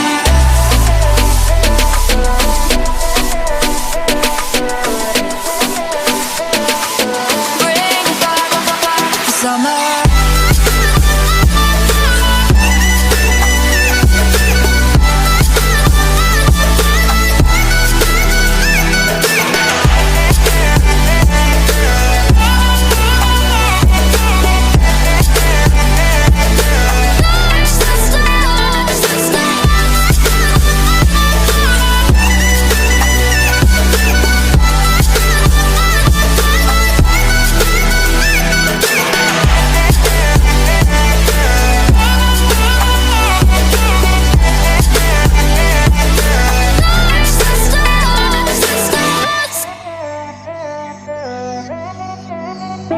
Baby, we can get hot. Maybe it's a long shot. We should throw it back right now, now, now. Then in a little while, I'll see you start to smile. And you thought you forgot that you know how.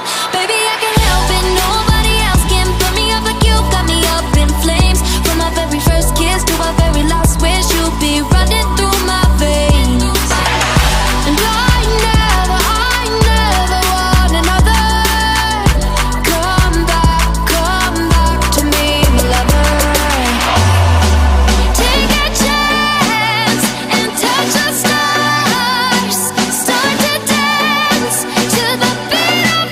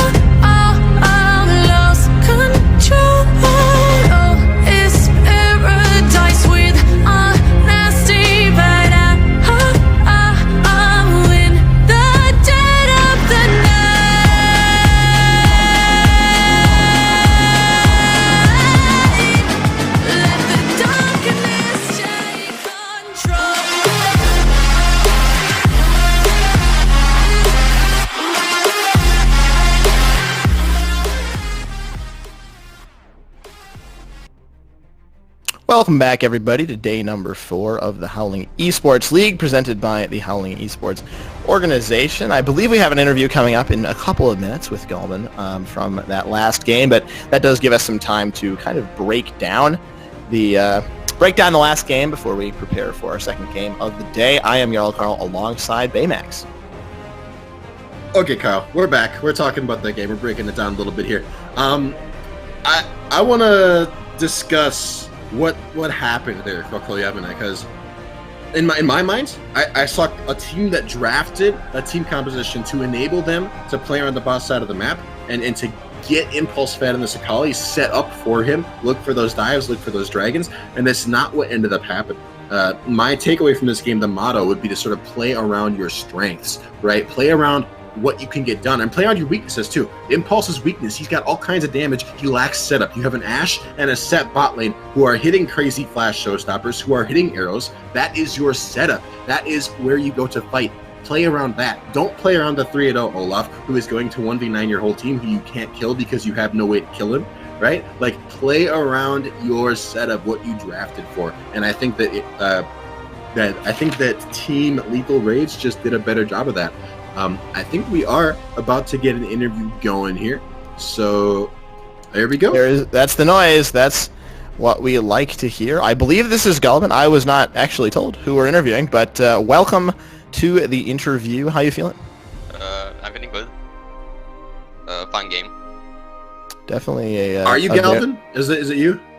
Yeah, it's called Galben. Galvin. It Galvin. means Yes. yellow. Galvin. I stole the name from Speedy. Oh, nice. That's what we like to see. Well, I'm glad we have we're talking to the same person that you are. That's always what we like to see. How do you feel generally about Olaf in the meta right now? I think he's not necessarily like to go big, but can be very good. But he can be easily counterpicked by a lot of champions, a lot of teams. For example, if you pick Cassiopeia, he becomes pretty much useless. For example. All right, makes sense. I always think of the best counter to Olaf is just killing him. You gotta have the damage. You gotta find a way to get through the actually, healing. not. You don't really need the damage. You just need to have a team that can kite him. That's all you really need. Like if you have a lot of melees, that's gonna be really hard to kite him. So if you have like they had like a needle instead of a Jarvan, that could have been 10 times more good.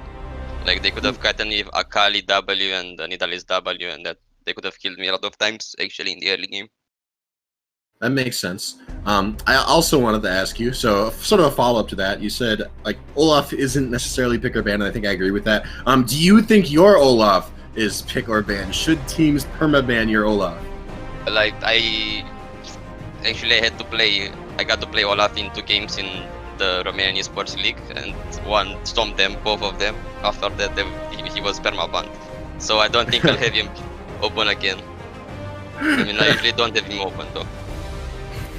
Definitely makes a lot of sense. More generally, how do you feel about your position in the league right now? You guys are 3-1. You're tied for first place right now. Are you confident that you guys can go on and win this, make the playoffs, and do really well? Yes, I'm confident we can win this league. Confidence is always what we like to hear. Thank you very much, Galvin, for the interview. Congratulations on the win. Totally popped off. A very impressive display by you for sure. With that being said, we are going to throw it to another break. We'll be back in around 7 minutes, I'm told, with game number 2 of the day. You won't want to miss it. Stick around. We'll be right back.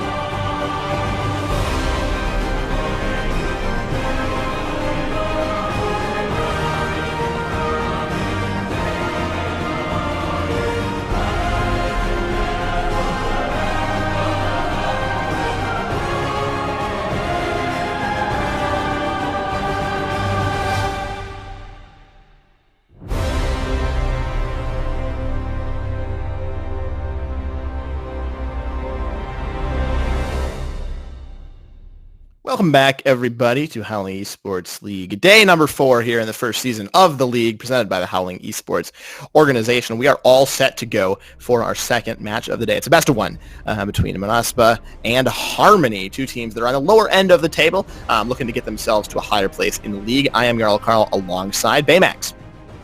Welcome back, Carl. It was an interesting first game, and now we're moving on to the second one, which will hopefully, honestly, if I'm being honest, I hope it's a little bit closer, not quite as one-sided. Not that the first one, there were no signs of life from Fleevena. Like there were some good things, notably Impulse, but Impulse was the only strong one, and usually one strong hyper-fed carry is not enough to carry a team. So Harmony and Manaspa, we'll see what they can do to each other. Like you said, both these teams are sort of fighting to separate themselves from that bottom of the pack. In game number 1, it was more about putting yourself at the top of the pack, and Lethal Rage have probably done that in a successful way, I would say. And now it is the turn of these guys to give it their best shot. So we'll see what happens here. I think we're going to get in Champ Select in about 2 minutes, so not too long on that one. Before we do, we can talk a little bit about what these teams might look to prioritize. I think there's a good chance we'll see things like Ezreal. Again, we saw a high priority at Ezreal basically for the entire league so far. He's just a very strong AD carry. That's not going anywhere. Although Harmony, their bot laner, we talked about this a little bit, he plays a lot of Vayne and Kai'Sa. So I'm curious to see if Manaspa end up putting priority on banning or taking away, especially the Vayne pick, something that is played a lot by Harmony, but is something it's not necessarily as meta, right? Not normally as scary and competitive. There's a lot of ways to counter and pick around a Vayne. Yeah, absolutely. And, Vayne Kai'Sa are his main picks in solo queue. We will see how they decide to pick for the competitive play, I should say, just because those are not as often seen in competitive play, especially the Vayne. So depending on what kind of a strategy they want to go for, they might put high priority on those, they might not. So I think it's kind of a gamble if you are going to decide to ban them away. Maybe they don't even want to play them, right? So I think there also will be a lot of pressure on Camille in this draft. Both top laners do play that champion. Oh, yeah. So it's kind of, there's not that many bans, right? You only get 3 bans in that first rotation, so ban economy going to be very important as we get into this draft. We're almost guaranteed a Camille ban or a Camille first pick. I would be very surprised if Manaspa let Camille through draft and then did take it away, unless they got some kind of a crazy counter. They're just that confident. But Annabella James, the top laner for Harmony, Annabella is like very, very, very adept at Camille. Loves the champion, plays it a lot. I don't want to use the term one trick. I don't like that term. But if you're going to use the term one trick, might apply here. Definitely a competent Camille player. But like you mentioned, Legionnaire for Manaspa, he plays some Camille as well. He's been practicing it a little bit, which makes me think that he might be thinking about taking it away in that first pick role. So we'll see what happens, but definitely at some point, Camille's going to get some love in this draft. Another one to keep an eye on, mid lane for Manaspa. Orianna is something that was played, I think, the last time Manaspa played. Didn't quite go that well, if memory serves, but it is something that can be busted out, can be flexed, maybe bot lane as well. Syndra has some priority, Twisted Fate has some priority. These are all meta mid laners that we've been seeing get played before in competitive, and there are also things that Manaspa play, that Georgian, or not Georgian import, that Slytherin plays in the mid lane. So we'll see what he does with it. Yeah, definitely. One more kind of interesting fact in the jungle, we have some Shaco being played there by the side of Harmony in the jungle. Hood Superstar is quite a big practitioner of the Shaco. Also Karthus, which I know you have some thoughts on. Baymax did receive some buffs recently, so we could see some kind of spicy picks in the jungle here for Harmony, something a little bit less usual. I hope we see Karthus. For those who don't know, Karthus jungle was busted for a long time. His clear is just too fast. He farms too quickly. He's too good at getting those sacks of gold built up. So he got nerfed. His movement speed got abolished from 335 to 325. But guess what? The movement speed is back, and they just put a little bit of a damage to champion or damage to monsters nerf on his Q that lay waste, so he can't clear quite as fast. But guess what? When you minus 15% from infinity, it's still infinity. So Karthus still shoves and clears ridiculously fast. And guess what? Now he's got the movement speed back, so he can get across the map just like he used to be able to. And suddenly he is good in the jungle again. And like you mentioned, that is something that we've seen. We've seen Superstar here in the jungle for Harmony. It is something he's played. That as well as Shaco. We might see some priority on Shaco, but Shaco is a little bit more of like a solo queue-esque champion normally, not seen as much in competitive. So I would be a little bit surprised to see a Shaco come out for him. But in lieu of Shaco, something like a Karthus is definitely possible. And honestly, I want to see it. I want to see Karthus jungle again. I haven't seen it that much since the buffs came through personally. I haven't like casted many games with it, and I know it's good. I know people play it. I want to see it. Could be fun to see. Something that's kind of fallen out of favor just generally recently is that Karthus in favor of, the more tanky junglers, the Sejuani, the Zax of the world can kind of just jump onto it. So a little bit more of a fringe pick, but it could be working out for them. We also saw in the last game, and a little bit more generally, Lethality Senna has been coming back. That's been a little bit more of a thing that we've seen played in the LEC. So maybe these AD carries will kind of go down to that if something like the Ezreal, the Vayne, and the Kai'Sa all end up banned out. That Senna has been kind of a rising star in the AD carry position, so that's something to watch out for. Both these AD carries have played a little bit of Senna, but it's nowhere near their top picks, so maybe something that they could decide to fall back on if they need to. Maybe they were watching the last game and said, hey, that looks pretty good, let's try it out, if they get pushed down farther in their pools. Well, the other thing is those lethality items are cheap, and support players, you can play Senna support as well. Go back to that fasting Senna style. It's not what we saw last game, but it is something that is definitely still viable, definitely still good, it's definitely still worth playing. And that was sort of the original, the OG Senna build, was fasting Senna, and you'd rush those lethality items. You'd rush something, maybe a Duskblade or a Ghostblade, or more often than not, I'm forgetting, I'm blanking on the name of it, but the one that clears up those wards. Yes, Umbral Glaive, so you can get those wards cleared out without having to invest in a sweeper. 10 minutes to stand there. Yeah, waiting for that sweeper. You just get those wards cleared out as soon as you have the item. So, and all those lethality items, they're, for the most part, relatively cheap. Yep. They're gold efficient. They're items that you can get on a support budget realistically, especially if you're a Senna who is poking so much and getting that soul gold as well. So it could happen. It could definitely happen. Yeah, absolutely. She's just come, a little bit more into favor, kind of like that Karthus we're hoping to see as well. Can be really strong in the support and AD carry role. It's really just, her kit. It doesn't really matter what role she's in. She gets some souls and whatever, so it should work out. We're going to head into Champion Select now between Monaspa and Harmony.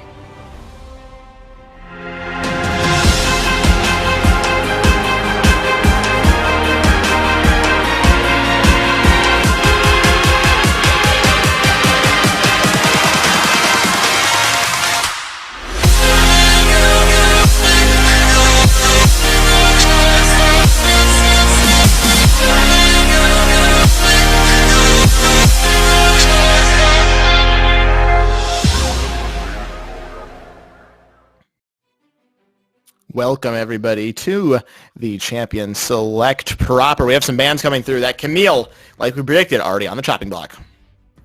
Yeah, that's not a surprise. I thought Monaspa might try to go ahead and take the Camille away, but it's just, Annabelle is so good at it. If they're not planning on first picking the Camille, they got to ban it away. And apparently Monaspa not confident enough to first pick it. So there it goes. Kassadin and Yuumi taken off the table as well. Yuumi's a little bit surprising. I do think Yuumi is really only good with Ezreal right now, or maybe Yuumi's definitely not picker ban typically. Situationally good with other champions, and maybe picker ban if you also have Ezreal.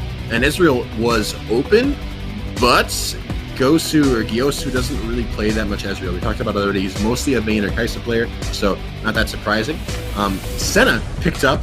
We talked about it. The Senna pick there for Corinthians or Nettie could go either way on the side of Monaspa, but quickly answered by a Wukong. That might be to deny the Senna Wukong. We talked about the Ezreal pick, which actually does get picked up there. We can talk about Senna Wukong as well.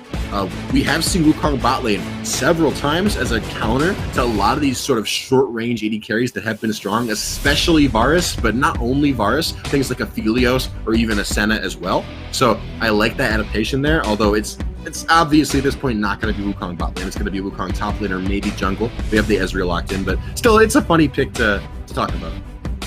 I do like the Ezreal pick here for Gyosu. I think, even though he plays a lot of Vayne and Kai'Sa, most AD carries have played Ezreal at some point in their lives, and Vayne and Kai'Sa both do not do well against Senna. She just has a little bit too much damage, too much utility.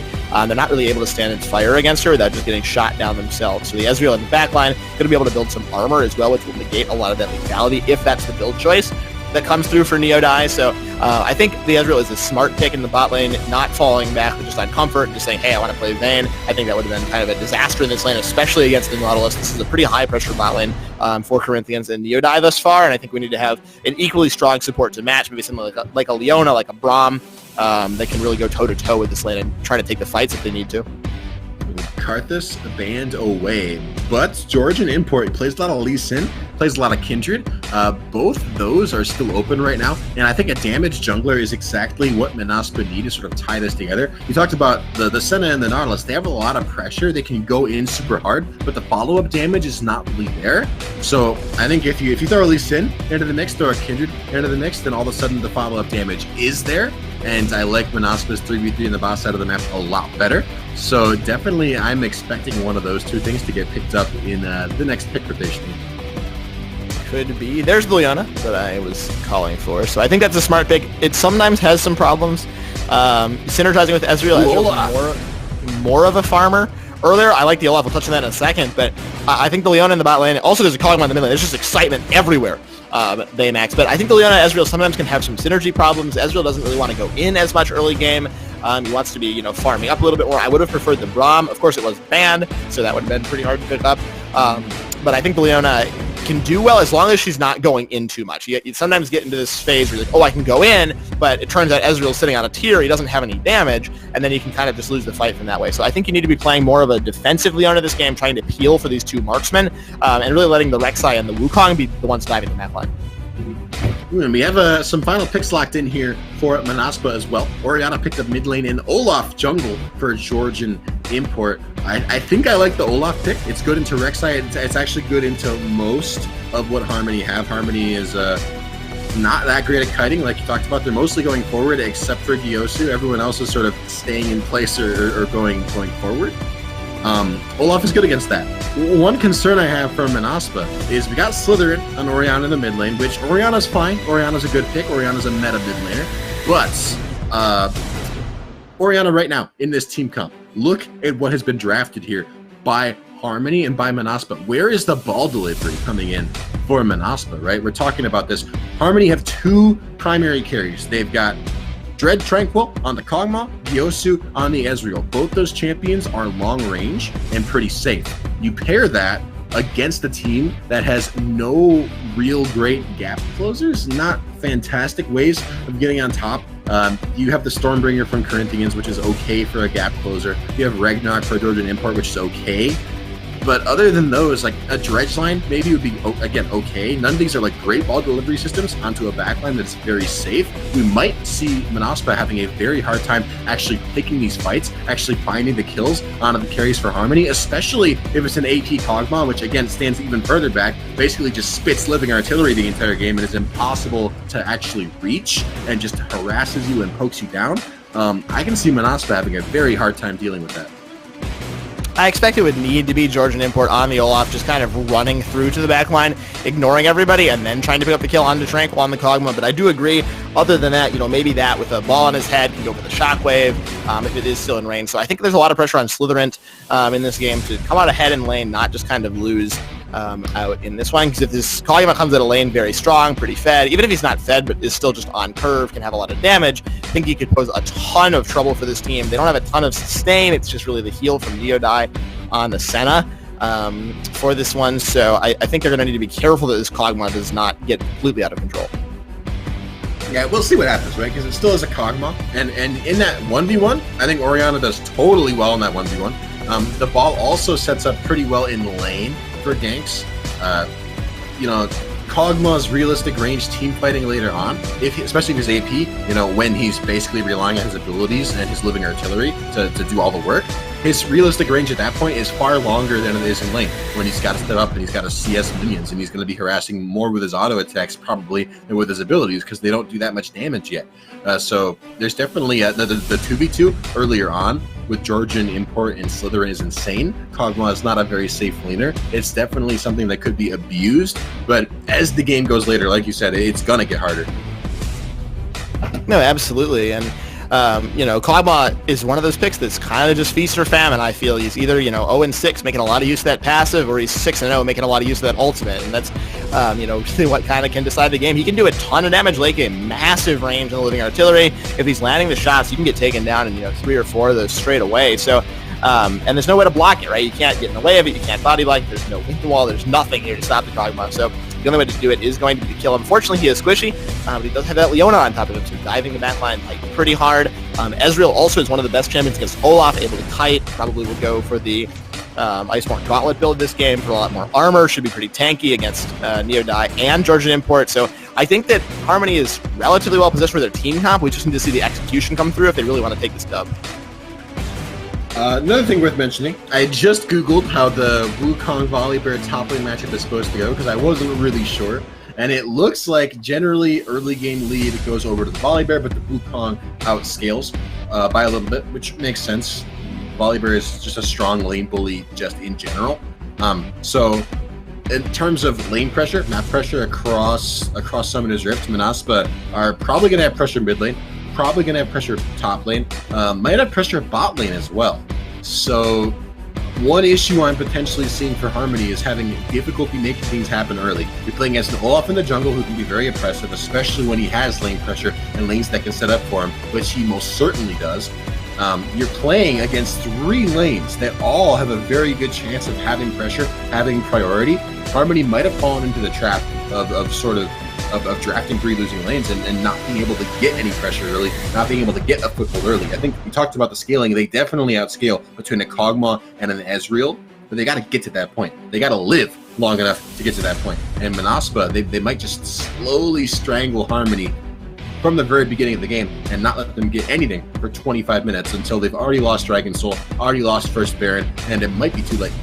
I think that's most evident in the mid lane. I think Tranquil is going to have a lot of trouble surviving this game, especially once level 6 comes through for Georgian Import and Slytherant.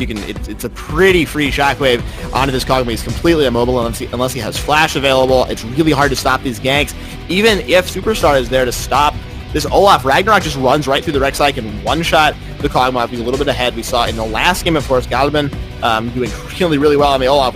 We saw what he could do. Kog'Maw is one of the least tanky champions in this game. Georgian Import could be taking him down in 2 axes and a couple of auto attacks if he gets far ahead. So I think the mid lane is the most indicative of that point you just made, Bimex, but I do agree. I think all the lanes will have pressure problems, and I think that will lead to them struggling to get any sort of objectives early game, which of course can lead to you losing that Dragon Soul at 22 minutes, losing both Heralds. You're going to lose your outer turrets really quickly, and so I'm not sure they're going to have enough time to scale up into this game if they do want to win via scaling. Yeah, we'll see. It could go either way as well, right? Like, I think bot lane is probably favored in pressure for Manaspa, but can Ascena not unless he bullied early? Absolutely. If Gyoso just lands Mystic Shot after Mystic Shot, it's really about who actually hits their poke, and I think Netty's poke is easier to land. It's more reliable, and it's better at shoving as well because you can hit multiple minions with it and still hit a champion too. So he can shove waves a little better perhaps, but at the end of the day, Ezreal, if you're that good at him, if you can hit all your skill shots, the pressure can be there. I think we all know how obnoxious it can be to play against an Ezreal who just feels like he never misses a Mystic Shot ever. He threads all those needles, he weaves between all those minions. So there's definitely room for Harmony to look for outplays. And when you talk about the 2v2, right? We talk about Olaf as an aggressive jungler. Rek'Sai is not too shy either. Rek'Sai likes to make stuff happen early, and Hood Superstar on the Rek'Sai, he's got a lot of setup in these lanes. Leona sets up for Rek'Sai very well. Wukong sets up pretty well also, although again, it's a Volibear top lane who is pretty hard to kill, pretty hard to bully, so maybe you don't want to be looking too much on the top side of the map. But regardless, Hood Superstar can definitely make stuff happen early too. And Orianna, not that safe. Olaf, not that safe. If Georgian Import gets a little bit too aggressive, goes a little bit too far forward, he can get punished for it. There's a decent amount of early damage from both teams, but yeah, I think Manaspa are definitely going to have the lead early on. We'll see what they can do with it. Yeah, absolutely. We are going to get into game right now. We are ready for that one. We'll get to see the rune choices as well. Wanted to see if Superstar would go for the Halo Blades, which we see sometimes on Rek'Sai. Decides not to go for that, so not quite as much early game potential, but a little bit more team fighting potential. should be fine for him still. I think the early ganks are still quite strong. Cleanse taken by Neodai in the bot lane. I think that's very, very smart against the Leona. Won't help him with the knockups, unfortunately, from Superstar and Annabella James in the top lane, but mostly for that Leona in team fights, you get hit by the Solar Flare, cleanse out, you can get yourself away from that situation as well. So I think a very smart summoner choice by that one. Gyosu has gone teleport, again, just for that lane pressure, so I think good summoner spell choices by the bot laners. Yeah, I love the cleanse. I think it's super good, like you said. Especially the one real way of reliably engaging a fight that Harmony have is the Solar Flare, is the Leona. Lemos is definitely the primary engage. Without him, it'll be a lot harder for Harmony to pick fights, and Neodai is going to be a lot safer knowing that he has that cleanse. There's not a lot of other ways they can be surprised. There could be a flank from Annabella, there could be a flank from somebody, but in terms of like direct, hard, like telegraphed engage, it's really only this Leona. So cleanse, big fan. Teleports mid lane, like you said. We're actually seeing 2 teleport advantage for Manaspa on blue side, because mid lane Tranquil has Ghost, which I don't know if that's good or not on Kog'Maw. Ghost has been buffed recently. Hold that thought though, because we're seeing a little bit of a late invade. Georgian Import looking to get aggressive. Going straight into this situation. Undertow is going to come rolling through 3 versus 2. Annabella James going very low. Has to use the flash to get out of the situation. Superstar as well, trying to stay around to fight for the buff. This might be a disaster. Goes for the smite. Is able to get level 2, but it might not make any difference. He's going to be going down. That's first blood for Slytherin and a free red buff for the mid laner. That is disastrous for Tranquil. Ooh, Tranquil walking forward into those Raptor camp, though. He might be looking to mess with Georgian Import. I think Georgian Import wins that if he Undertow, though. You'd have to think so. We'll get that on the screen here shortly. Slytherin walking in as well. Georgian Import, one more Undertow. Not able to quite pick up the kill, but Tranquil losing so much HP. Could get jumped on here by Slytherin. Doesn't think he has the range, but this is a massive disadvantage now for the Kog'Maw and the Olaf. Yeah, the one thing you can say in benefit of Harmony is Georgian Import is now pretty behind, right? He didn't get the kill. He hasn't gotten the camp yet. I don't think that is devastating for Monasta. The Olaf does not have to get ahead in this team comp. If the lanes are ahead, if you have mid lane pressure, if you have bot lane pressure, if you have top lane pressure, the rest will follow. You don't need everyone to be strong. If you've got 3 out of 4, that's probably enough, right? Because then you get that lane priority, you get rotating over. You see the replay on this late invade. It is just honestly no chance for Harmony here. Georgian Import Legionnaire coming out of that bush, Undertow hitting both Superstar and Kog'Maw there. Superstar does end up flashing forward to get that buff secured. Does get it, which is good for him, but at the end of the day, probably not worth it. 3 flashes blown from Harmony into only 1 from Manaspa, and 1 kill for nothing. First blood going over is scary. Now Slytherin, though, getting ganked by Superstar. Superstar is in the mid lane. No buffs available. The level 4 for Slytherin versus the level 2 of Tranquil. Essentially was a 1 versus 1. Going to be able to keep himself safe and tosses himself in a recall. I think he'll just maybe go for a Dark Seal, maybe another Doran's Ring. I don't think he'll have the gold for any major components besides actually the stay in lane with his red buff walking down to this one. Superstar has to give up that bot side scuttle, and all of a sudden it's 3 camps to 3 camps. Georgian Import has caught himself pretty well back up. Yeah, and this is why it doesn't matter if your jungler gets behind early, right? If all of your lanes get ahead as a result, because guess what? Even if Hood Superstar is technically ahead of Georgian Import, if all of Manaspa's lanes have pressure, it doesn't matter. He can't fight over that Scuttle Crab. It's not a 1v1. The rest of the team is going to be there. That's exactly what happened. Georgian Import, like you said, getting himself caught up now and is actually going to get a double scuttle on Superstar. So it'll be Superstar who is now a little bit behind. 3 camps still on the top side for Georgian Import for him to clear versus only 2 for Superstar, mean that he's actually ahead in farm now on this Olaf. So Manaspa, I'm liking the macro play early on. They are off to a great start. It seems like they're recognizing their win condition of getting this lane pressure, this lane priority, and slowly sort of strangling Harmony, and they're executing on it well. Speaking of lane priority, the bot lane so far, Neodai and Corinthians have had a relatively free lane, not a lot of fighting. We haven't been on the bot side that much, but looks like not a whole lot has happened down there. Happily at 35 CS for Neodai. They're going to keep up the pressure, getting some souls for himself. And just Gyosu and Lemos, just nothing they can do really in this lane. You can't engage on the Senna Nautilus. You're just going to get kited out and die.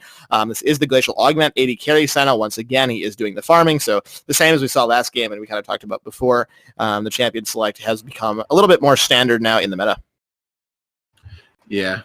I want to shift focus and talk about what Manaspa are going to do now, because I was praising their early game macro before, but we're only 5 minutes in. And the early game macro gets a lot harder when those objectives start spawning on the map, when it's not as simple as just fighting over buffs. So Dragon has spawned, and now the actual execution start has to begin coming through. And I like what I see so far. Manaspa, they got the resets through. Superstar's in a difficult spot. He might have to unburrow out of this one and give up. He's fine, but he does have to unburrow out, and he has to give up vision control. And if you notice what just happened, all of Manaspa's bot half of the map just recalled at basically the exact same time, got back on map for this Dragon, and so they are ready to go. If they can find a pick, if they can find a fight, they've already established vision control in the area. Georgian Import and Corinthians are looking for any opportunity to get a pick or pressure so they can start up this Dragon. And you see now Georgian Import running down to the Dragon. He is starting it up. He knows how strong his lanes are. He knows how strong he is, and he's going for it. I think Harmony have to give this up. A Superstar going forward. Oh, what a flash. Dredgeline coming in. Superstar, no chance to get away. Doesn't have flash from before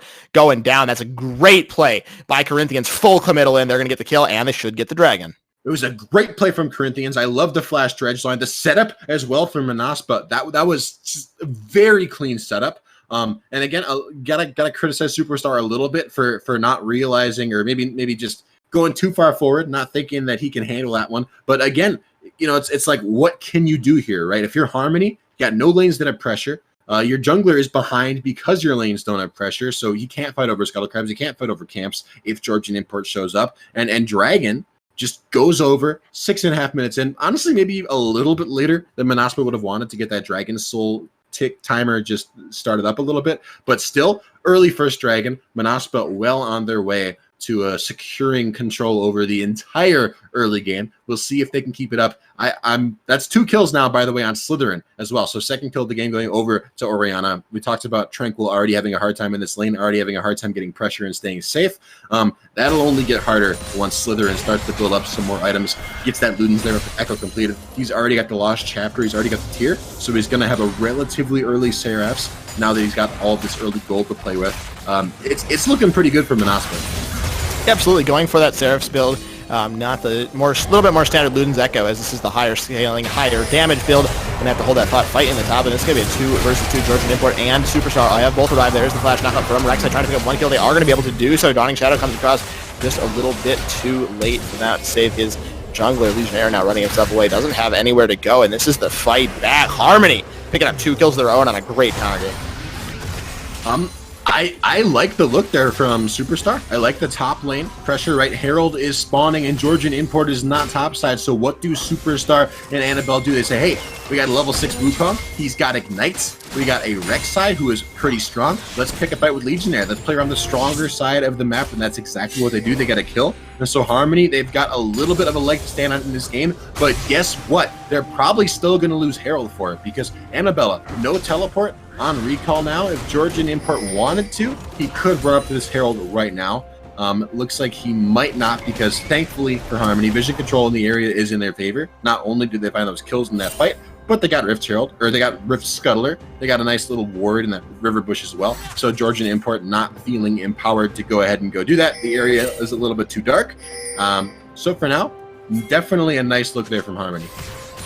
Nice gank in the mid lane, also dissuaded that. Flash was blown from Slytherin, so lost some tempo in that situation. We have seen a lane swap come through. Gyosu and Limos now in the top lane up against Legionnaires, or Legionnaire I should say, so a little bit of an interesting play, just trying to get out of that bot lane, which was so oppressive, a little bit easier to scale up in this top side, and try to just go for that lane swap. Lane swap means Harmony are probably planning on playing around this Herald, and you can see Superstar goes ahead and starts that up. A little bit curious because no, never mind. I take it back. It's fine. Harmony, I like the play. It's good. They get tempo lead. Neodai and Corinthians still haven't rotated up. They're still bot lane, so there's still a numbers advantage topside for Harmony. It looks like Manaspa are sort of going all in on fighting over the dragons and ceding top lane pressure. I don't know if that's the right play. Here we go in the jungle, though. Superstar caught out, shut down. Legionnaire, Superstar is just gone. Caught out a little bit too far forward there. That's a lot of damage from Ragnarok, Olaf, and Volibear this early in the game. Superstar had no chance to get out of that situation. And Manasta, just as I say, it seems like they're ceding pressure top lane. They find another kill on a Superstar. Their third of the game. 3 deaths on Superstar, but he's got 100% of his team's kills and deaths. so I don't know if that means he's popping off or inting or some weird middle ground. But regardless, he's definitely making stuff happen, definitely going for plays, and he is sitting on that Herald now as well. So gonna expect to see that dropped in the relatively near future. That dragon, keep in mind, was taken at about 6.5 minutes, so the next one will be spawning in a little bit over a minute. Gonna start thinking about getting that river pressure bot side of the map, starting thinking about, you know, these junglers getting in the area, setting up some control wards, setting up some vision, fighting over this Scuttle Crab. Superstar gonna start it up, get momentary vision control, and Lemon as well in the river here. Shockwave mid lane. Shockwave was used. There's the flash engaged by Limos. He misses everything. Solar Flare goes wide. The Zenith Blade as well. Georgian Import going to get himself away. There is the burrow through by Superstar, but not quite in range for that play. And Tranquil taken very low. Both mid laners a little bit down on the health. The Shockwave down for this fight. This might continue. Look in the river. No Ragnarok available. Meanwhile, Annabella James has arrived on the scene. Neo Die and Corinthians having to get themselves away. That's a lot of damage down onto this center. They might have to just leave the Nautilus out to dry. Dredgeline not going to quite land on the wall. Superstar picks up that kill, continuing his trend of all the kills, all the deaths. And Harmony, they know what they want, and what they want is some map control. They rotate Annabelle all the way down. They find that pressure mid lane. Neo might be going down, drops so low from the living artillery. Oh my god. He's gonna be okay. Throws himself the heal. There's the Herald over the wall. That's gonna get a couple of plates and apply enough pressure probably for them to get on towards the Dragon. Teleport though by Slytherin, just trying to come into this one. Archangel's staff has been completed. Dawning Shadow! Tranquil is taken off the map. This could flip the script on this Dragon play. It could be a 4 versus 3 Superstar around the area. This has gotten very messy very quickly. Yeah, but for now, it's a mess that Manaspa are sort of coming out on top of, especially with Annabelle now recalling going top side of the map. Like you said, it's a 4v3 in favor of Manaspa. They feel strong enough to just walk in and start up this Dragon up flank. From Superstar, he could look for a steal. Top lane, Legionnaire pushing it away. Here is the engage on the Dragon Pit. Who is going to secure this objective down to 100 HP? It goes over in favor of Mona Spa. That is working out very well for them. Ragnarok, can he throw himself a heal? Yes, he can. Georgian Import is going to survive. A huge fight win for the blue team as they pick up 2 kills and the objective.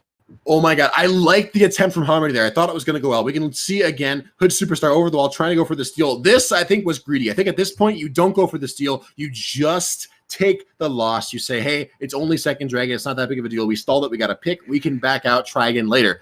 But Manaspa played that fight well, I want to say. However, Harmony, I like the look early on. I like the pick mid lane. I liked rotating Annabella down to fight over that Dragon and seed top lane pressure, where they pushed a little bit too far, got punished for it, and boy, did they get punished hard, because Legionnaire did not have teleport, stayed top lane that entire time, and took almost 4 entire plates of solo turret gold by himself, while Annabella was wasting time and experience rotating bot lane and not even getting Dragon for it. They losing Dragon for it. Slytherin, though, mid lane, looking for one. And he's going to pick up the kill, I think, with the minions, though. Might need to change his name to Slither Carry on this one. He is definitely not inting on this situation. Able to walk himself away. Kog'Maw has fallen, making use of that passage. Like we said earlier, a double kill now going over in favor of this Orianna. And Slytherin 4-0-2. Quite scary on this Orianna.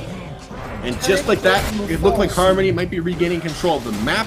But it is Manaspa all day long, every day. Superstar forced out of his own jungle. Top lane Legionnaire asserting his own dominance again after some much needed solo lane time, getting an experience and gold lead over Annabella. And bot lane, well, Neo Die never really stopped winning that. Now mid lane, Annabella flashing on Slytherin's, gonna get a shutdown picked up. Yeah, Superstar picking up a shutdown. But at the end of the day, I can't help but feel like that might be too little too late. We are still seeing a massive lead here in favor of Manaspa. Turret plating falling just before Corinthians and Neo Die can end up picking up their second turret plate on that turret. But in time for first turret to go down top side. Georgian Import could be a little bit too far forward. Can't use the Blast Cone when you're in Ragnarok. Wasn't quite able to get that through. But Limo's taking a lot of damage. Solar Flare does not do anything to this Olaf. There's the depth charge coming down onto Superstar as well. Might look for the re-engage teleport coming down at the same time from Legionnaire. He's going to be joining this fight very shortly. Dawning Shadow comes across for a little bit of HP in the form of a shield. Neo Die has picked up that 1 kill. Yosu and Tranquil now running for their lives. Lightning comes down. You don't want to get hit by that. They do. Just a bit of a slow, not going to have anything too terrible happen to them. The ultimate is available, though. They could look for the engage if they decide they want it, but they do back away from that situation, content to just take the jungler and go. Yeah, you know, a 1-0, and it's still first turret getting picked up top lane from Manaspa. They aren't losing too much off of this.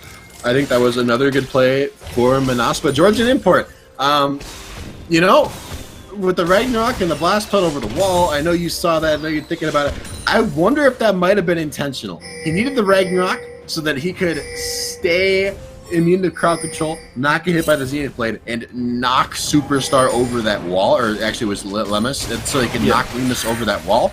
And he did knock Lemus over the wall, then he instantly flashed after him. I think that was intentional. I think he was like, all right, I can go for this kill here. I can bait this guy onto the blast plant, knock him over the wall.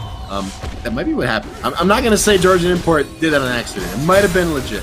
Could have been 100 IQ. We'll see it again. Let's take a look at this, break it down here. Zenith Blade, questionable on that one. We'll leave it up for viewers at home to decide, but he goes through the fight, ignores the Solar Flare, who needs it. Superstar taking a lot of damage as well, decides probably his best choice is to go back in, but he ends up paying his price. They did kill Corinthians, though, which we didn't really touch on in the fight itself. Neodai picking up the kill as well, and they kind of just collect the jungle camp, collect the blue buff, and get themselves out. Blue buff, not to go understated, but I think when we get back onto the rift here, it is Herald in contention. There she is. A second Herald, I think Kelly is her name, or maybe Kumar, depending on who you ask. So there goes second Herald, gonna fall Georgian Import picking that one up. First one was used mid lane by Harmony to get some pressure for that second dragon, but they didn't end up even getting it. We'll see if Manaspa can get a little bit more pressure with this Herald. It looks like they might be planning on using it mid lane to drop that turret, but now Legionnaire in the bot side, trying to find a little bit of a cheese onto Gyoso here, but it is still an Ezreal with Arcane Shift. He's got Flash on like a 10-second-ish cooldown, so a little bit hard to catch him out, but bot lane pressure definitely going over in favor of Legionnaire, especially with this dragon spawning, right? We see now, at the last dragon, it was Annabella roaming down first for the side of Harmony, who was there early, had that map pressure, had the numbers advantage. This time around, it's Legionnaire down bot side. He's there first. He's got the numbers advantage for his team. He's got the map advantage. Manaspa, when we finally see Slytherin come back from this recall, they're going to be more than strong enough to walk in, assert vision control, assert some pressure over this dragon. Would have to think so. We're seeing a fight already in the jungle. A bit of skirmishing going on. Ragnarok has been used. Limos going in. Depth charge this one to Superstar. He's taking so much damage. Browning Shadow comes across. Legionnaire picks up the kill onto Limos. Tranquil having to flash himself away with the Ghost as well. Both summoners down for this Cogma. He is so low. You have to feel he'll just be out of this fight. This has to just be the dragon going over in favor of Manaspa.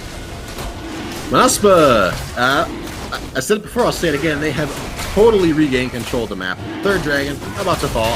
First of potentially 2 Infernal dragons, as the Infernal Soul is in contention yet again in game number 2 of our day today. So Georgian Import and the rest of Manaspa can look forward to that if they can maintain control over the map. And honestly, they're in a really strong spot right now. About a 3,000 gold lead between these teams, 11 kills to 5, and that's not mentioning the gold value inherent in the capture of all those dragons. That's worth probably at least 1,000 or 2 gold in and of itself, especially as the game gets a little bit later and those statistics keep on stacking on top of each other. But Harmony, definitely not out of the game yet. 3,000 gold difference is not that much, and we talked about Harmony being a scaling team. These item spikes are going to start coming online. Yosu will probably have Triforce in time for next dragon, or Iceborne Gauntlet if that's what he opts for. Tranquil might end up having his Archangels stacked into a Seraphs in time for next dragon. Slytherin already has that item spike, so he won't be getting it again. Tranquil can look forward to getting that little bit of a power up there. Top lane as well, Triforce now picked up for Annabella. I think Annabella is sort of hitting his stride on the Wukong, hitting a strong point in the game. We'll see if Harmony are strong enough to fight over this next dragon, though, because it's only 5 minutes, right? Or four roughly now. 4 minutes till next dragon. That's not a lot of time to farm for these objectives. And Superstar looking for a fight. He's not even going to wait. Not sure they want to take this engagement, though. It is 5 versus 4 in the area. For now, Tranquil walking himself over a little bit, but a lot of posturing, more buffs being taken away. There is the Ridgeline going to land onto Superstar. Has to use the flash to get himself away. Is he going to be able to survive this situation? Looks like he is going to get out for the time being. Living Artillery is coming down on the scene, but looks like Manaspa going to get the red buff and walk themselves away. Yeah, but Superstar is now down a flash, and Herald drops mid lane. Means that Manaspa, they're looking to break open this outer turret, the last outer turret that Harmony have still standing. Mystic shots are not going to do the trick. A nice dive. Onto the tower. Tranquil taking so much damage so quickly. He does go down. Slytherin has picked up that kill. Annabella trying to do what they can on the back line. Neodai going to go down. Annabella James picking up some kills. That's actually a double going over to Tranquil with that passage. Slytherin go with a great shockwave to buy a little bit of time. Crowd control on that Wukong is going to be enough. That's a double kill, but he's very low. Can't really stand and fight anymore. It's just Legionnaire and Corinthians. They don't have that much damage. Limos going to keep himself alive. That's a shutdown going over in favor of Ezreal, and a very messy dive leads to a win for Harmony. Don't disrespect Triforce Wukong. Annabelle with a nice dive on the backline. Now Corinthians is the next one to disrespect. That makes it a 4 for 2 in favor of Harmony, despite being at such a disadvantage. And after a fight that was initially in favor of Manaspa, right? When Superstar ended up face checking into that bush by Red Buff, he was forced to flash out. He lost a lot of his HP, but the Stormbringer under turret, Legionnaire, no respect at all. Sure, Tranquil died, but he's not the key carrier right now. He's not strong. He doesn't have those item spikes yet. We talked about it. Annabella does. Free to dive the backline. Wukong wrecking havoc on basically all of Manaspa's squishy champions. And then at that point, it's just cleanup duty for Gyosu, who lands these mystic shots. He stays alive in the backline. He's an Ezreal. He's hard to turret dive. He's doing just fine for himself. A nice shutdown onto this big old Bali Bear Battle Bear. And Corinthians just, honestly, what are you doing, man? Staying a little bit too long, getting a little bit too greedy, trying to get that recall off, ends up paying the ultimate price for it. And now, suddenly, that 3,000 gold difference has turned to about 2,000, a little bit under even, 1,500. And Dragon is seeming more in contention. A little bit harder for Manaspa to control the map. Certainly, I think still a lead for Manaspa, obviously, but, you know, as you said, could be the Dragon going against them later on. Superstar and Tranquil could be a little caught out. Legionnaire looking to go in. His team has arrived. Dawning Shadow for the shield to keep him alive. Tranquil uses the Ghost. Can he outrun the Olaf? It doesn't look very likely. There's the depth charge coming through. There's the knockup. Can they get onto him? He actually might escape from this, and Stormbreaker comes through as well. They are going to finally pick up the kill onto this Cogmon. That is 2 kills for 0 coming through. Slytherin not in this fight, though. Annabella James walking down, so this still could be a 2 versus 4. 2 members are low. Could be a little bit scrappy, but I don't think it's going to be happening. Manaspa going to walk themselves away and reset for the Dragon.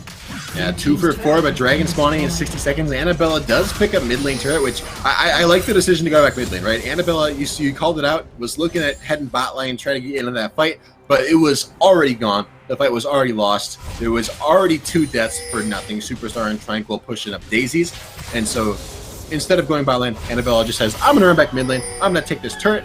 I'm going to get something anyway for Manaspa dedicating so many resources bot side. And mid lane turret does make it considerably easier to actually walk into this Dragon Pit. But a little bit late to the recall from Annabella means that it's Georgian Import and Legionnaire and Corinthians. They get here first, can establish this vision control and look to get aggressive and get the vision.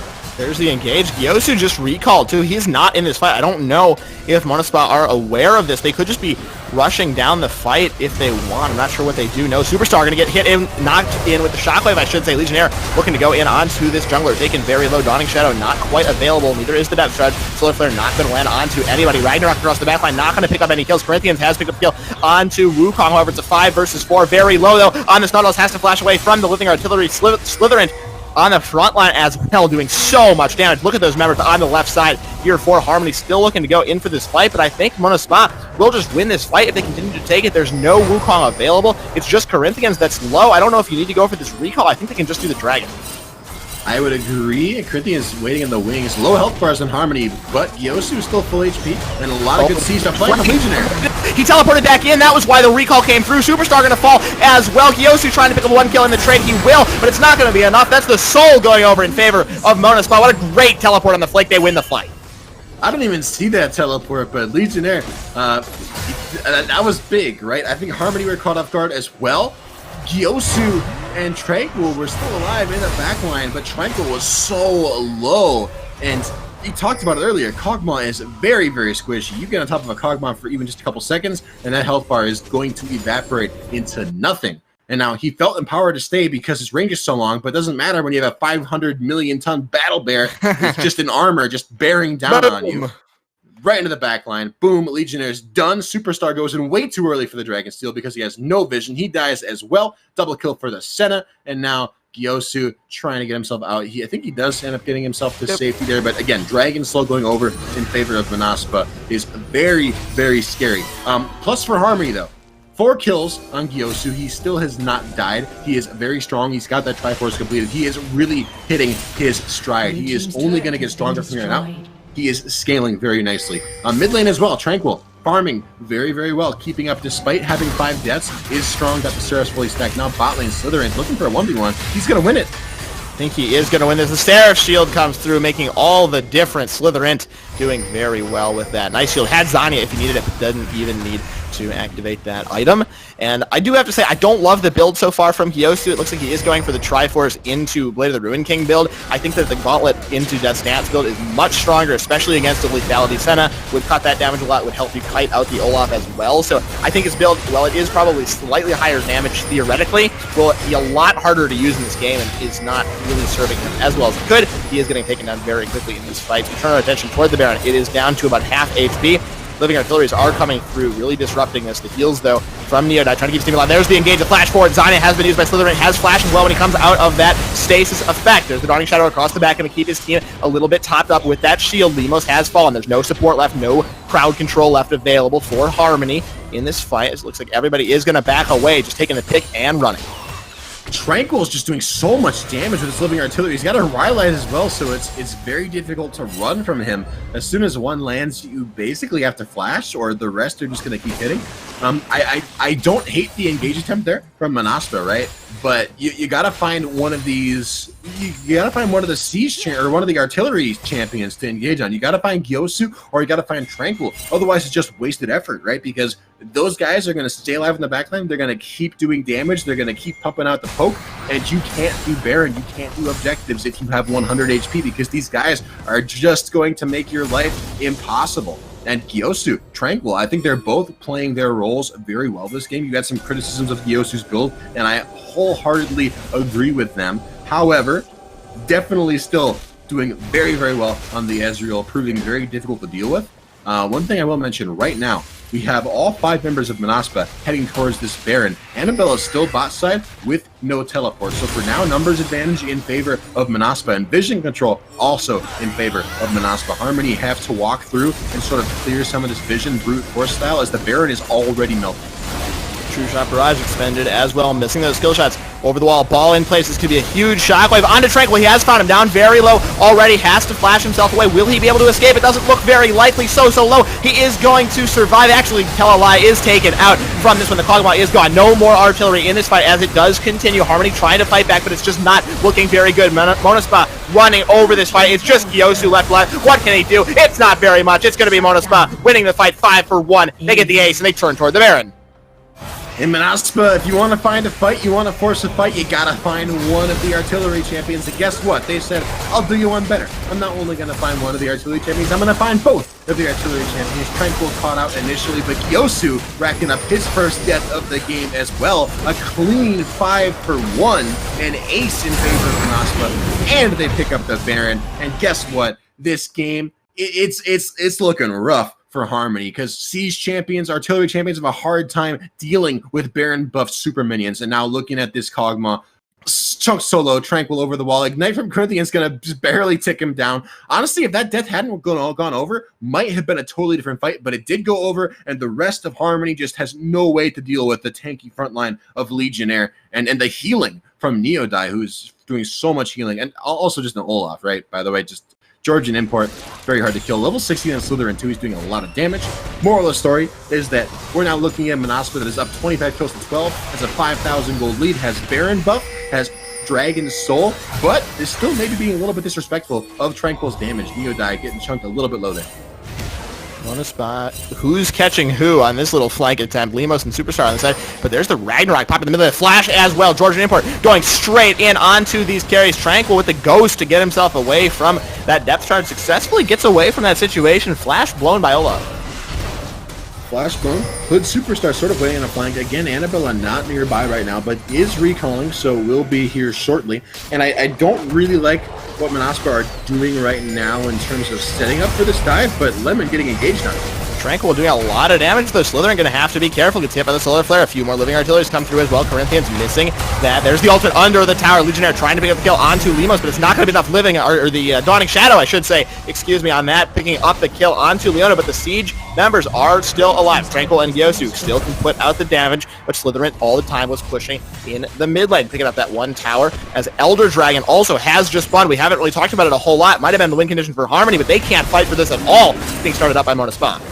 Yeah, with your primary engage and frontline tank gone, dead. Goodbye, Lamos. Hard to do this one, and now like another couple kills. Yeah, Superstar and Annabella go down. trying to contest, trying to get some vision on the Dragon. Not going to be enough. True Shot Barrage, the last effort, not enough either. And it is MON Spa. They have the Infernal Soul. They have the Elder Dragon on their backs. They have the Baron buff on their backs. They are just buffed up, ready to go. Oh, Tranquil gonna get hit as well by the Dredge Line, doing a lot of damage back with the Stoneblade to buy some time. Wow, Corinthians just melts where he stands, but I don't think it's gonna be enough. Lemos taken down by all of these buffs together. Unstoppable in the base. Georgian Import doing a lot as well with that Ragnarok passive, die. Watch out, Gyosu. Pretty close to that threshold. Could get taken down, and MON Spa starting the siege. Yeah, but Corinthians get a little bit too aggressive. Gonna end up getting taken out there. Tranquil doing a ton of damage, although he's still by himself right now trying to defend this turret. I do want to be a little bit critical of Manaspa's sieging so far, because I was going to say this a little bit before that last fight broke out. Didn't get the chance. When you got a Baron buff and you have multiple strong side laners that had teleport, which Legionnaires and Slytherins did, send me to the side lanes. Get those Baron buffs across all 3 waves. It's so much harder to deal with than just ramming it down the mid lane. But that's what Manaspa ended up doing. They got some victories with it, but honestly, I think the Elder Dragon is not going to last too much longer, and Harmony are still holding on to their base. They haven't lost a single inhibitor yet. I think Harmony are, more or less okay with how this push has gone so far, because Baron buff has run out. Elder Dragon not going to be on too much longer. Manaspa struggling to actually close the game out here. Need to force a fight very shortly. This Senna doing so much damage. I'm not sure if we could click on her frame to see how many souls she has. I'm not sure if we have the potential to do that, but if we do, we'll get a check on the number of souls. Definitely quite high. The range she has right now, 74. Thank you very much to our observers for that. So pretty close to that next threshold at 80. We'll only get stronger, but already around Caitlyn's level of range, 650, 675 coming through for her. The base has been broken. Midland inhibitor goes down. I think, that's the engage straight onto Tranquil. He's a little bit caught out from this situation. Dawning Shadow comes across. Can he keep himself safe? Doesn't have summoners. A couple more auto decks could take him down with the Elder buff. Annabelle trying to do his best in the front line, but it's not enough. They are just melting faster than an ice cream sandwich on a summer day. Harmony, only 2 members left. Nice engage by Gyosu to pick up 1 kill back on a Neo dive that sent it taken off the map, but it's 4 versus 2 if they want to continue. I don't think they're going to be able to get onto the Nexus towers, but it looks like they will be able to pick up the second inhibitor. 2 inhibitors down for the side of Harmony. It looks like they might be trying to go for the re-engage. They look very unsure of themselves. Legionnaire decides to commit for them. They go in. Tranquil taken off straight away. Blink and you miss it, and he is gone. It's just Gyosu. Can he survive? Support coming up in 5 seconds. The jungler in 10 seconds. 1 Nexus tower has gone down. The second one sure to follow very shortly here. Gyosu can't put in the shots. Lemos not going to even try to go for the defense, and it is MON Spa saying, Harmony, you're going to keep yourselves winless, picking up the win, going to 2-2 in the league so far. Congratulations to them. Manaspa with a nice win for Dragons, for Dragon Infernal Soul. A nice, what was that? 4 Dragons, a Baron, an Elder Dragon, and they ended up getting more objectives with the Elder Dragon with the Baron buff. I think that there were a couple less than clean things that happened, but overall, very impressive from Manaspa. I like how they pushed with the Elder Dragon. It was about to run out at the end there, and they managed to get a lot of value out of it before it ran out, so I was super impressed with that. Manaspa did a great job of pressuring their lead. We talked about it. That was their time, right? They got the Elder Dragon. You guys clean out the game, finish it up. This is your time, and boy, did they find that fight. I really like the flash play from Legionnaires at the end there to find the pick onto Gyosu and everything. Absolutely. Looked a little bit like they didn't know what to do in the base, and then just the flash stun straight away, able to pick up the kill onto that artillery on the Kog'Maw. It worked out okay, but just falling too many times in those key fights wasn't quite enough for them to pick up the win. But I do like the attempt on the team comp. We are going to step away very briefly here. When we return, we will have an interview with Slytherin, the star of that game on the Orianna. You won't want to miss it. We'll be back in just a few.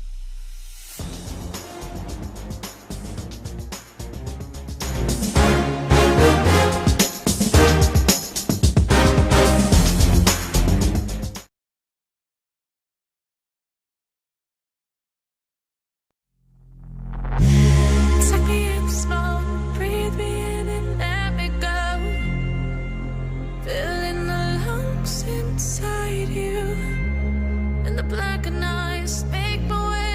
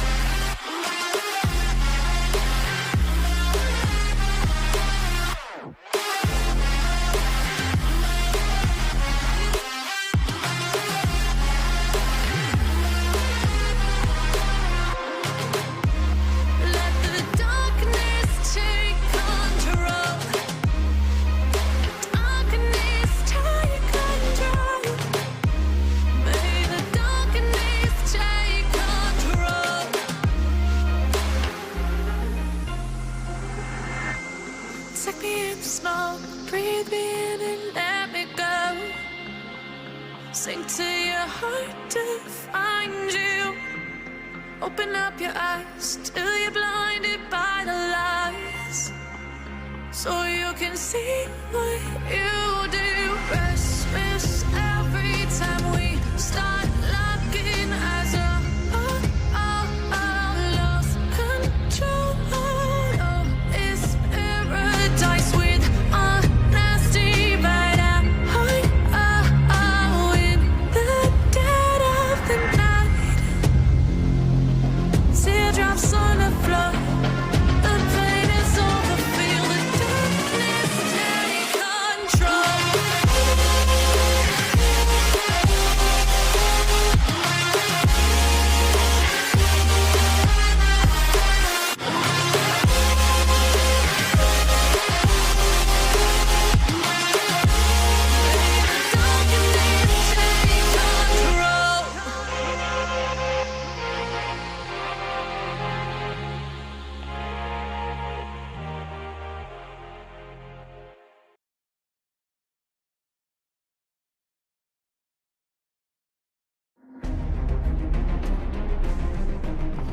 Welcome back, everybody, to our post-game breakdown. Following the game between Monospa and Harmony, Monospa did emerge victorious, improving themselves to 2-2 in the league. A very nice game. We have the updated standings on your screen right now, as Harmony falling to 0-3, Monospa improving to 2-2, so getting themselves back up, tied for 4th place. Very nice job for them, and improving themselves in the league to a point where they definitely can contest. They're only one game behind the big dogs for those playoff positions, so a very crucial win for them. Harmony going to need to be turning it around in quite a rapid fashion if they do want to make it back up to the top. But we should have an interview coming up very shortly with Slytherin. Until then, we're just going to kind of keep breaking down that game. I am Yarl Carl alongside Baymax. I'm kind of happy that Monospa ended up winning that one, because I liked Harmony's team comp, but I generally don't think AP Kog'Maw is that good. I generally don't think that some of those, it was a bit of an unorthodox team composition, right? I'm sick of seeing Wukong. AP Kog'Maw is a little bit so I'm happy to see Monospa win. Looks like, wait, hold on a second. I'm sorry. I just lost my train of thought here.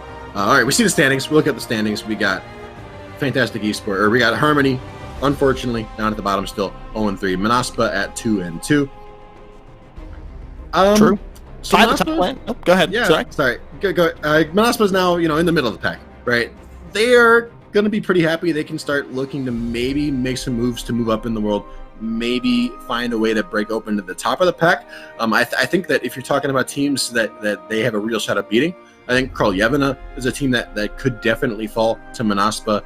I'm not sure what their next couple matchups are going to be, but this is still a very competitive bracket. So you can see there's a lot of room for the standings to change, for things to move around, for the 3-1s to become 3-2s or 3-3s even, and the 2-2s to move on up in the world. Especially after the last game that Monospa played, I was pretty impressed overall with their macro play.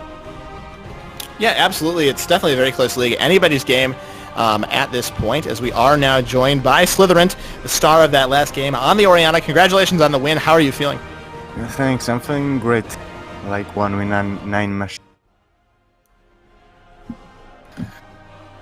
Definitely was, a great game. Baymax, over to you for the question. I know you want to talk about that Kog'Maw matchup. I was really. I was going to ask you what you wanted to talk about with the Kog'Maw matchup, because personally, I generally don't like going against artillery mages mid lane. It's kind of weird thinking of Kog'Maw as an artillery mage, but that's really what he was there. Yeah, I think Kog'Maw and champions like that who has no prio on mid lane is really weak in this meta, because you need to contest drakes and stuff, and it's basically a useless role unless enemy team ints and you just get fed for zero reason.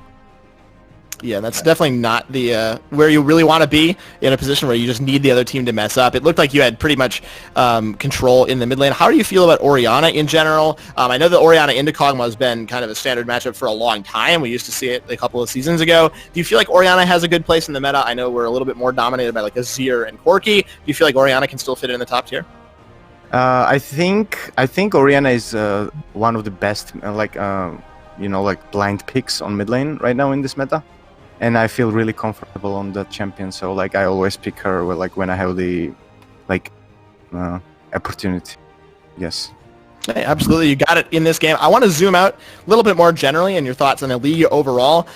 You guys have improved to 2-2 now, so you're only one game behind the top members. How confident are you that you can break into that top pack? Yeah, and start, it's really like you can really say that much like about our team. Like we like the first team is Galactic eSports right now, right? Mm-hmm.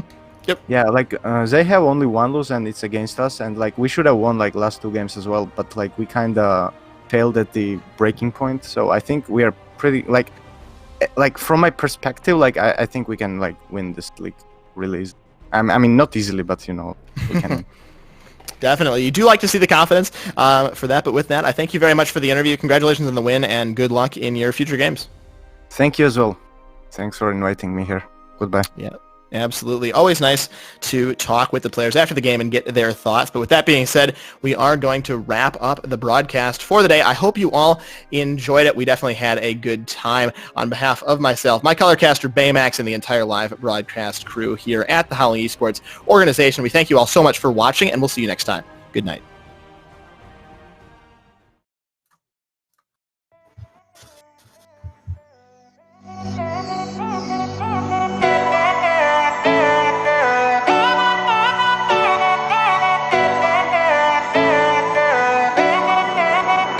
Don't you think it's perfect when the feeling's worth it? When we're getting down, down, down, down, down. If everything you've searched for is right here on the dance floor, and you want it now, now, now,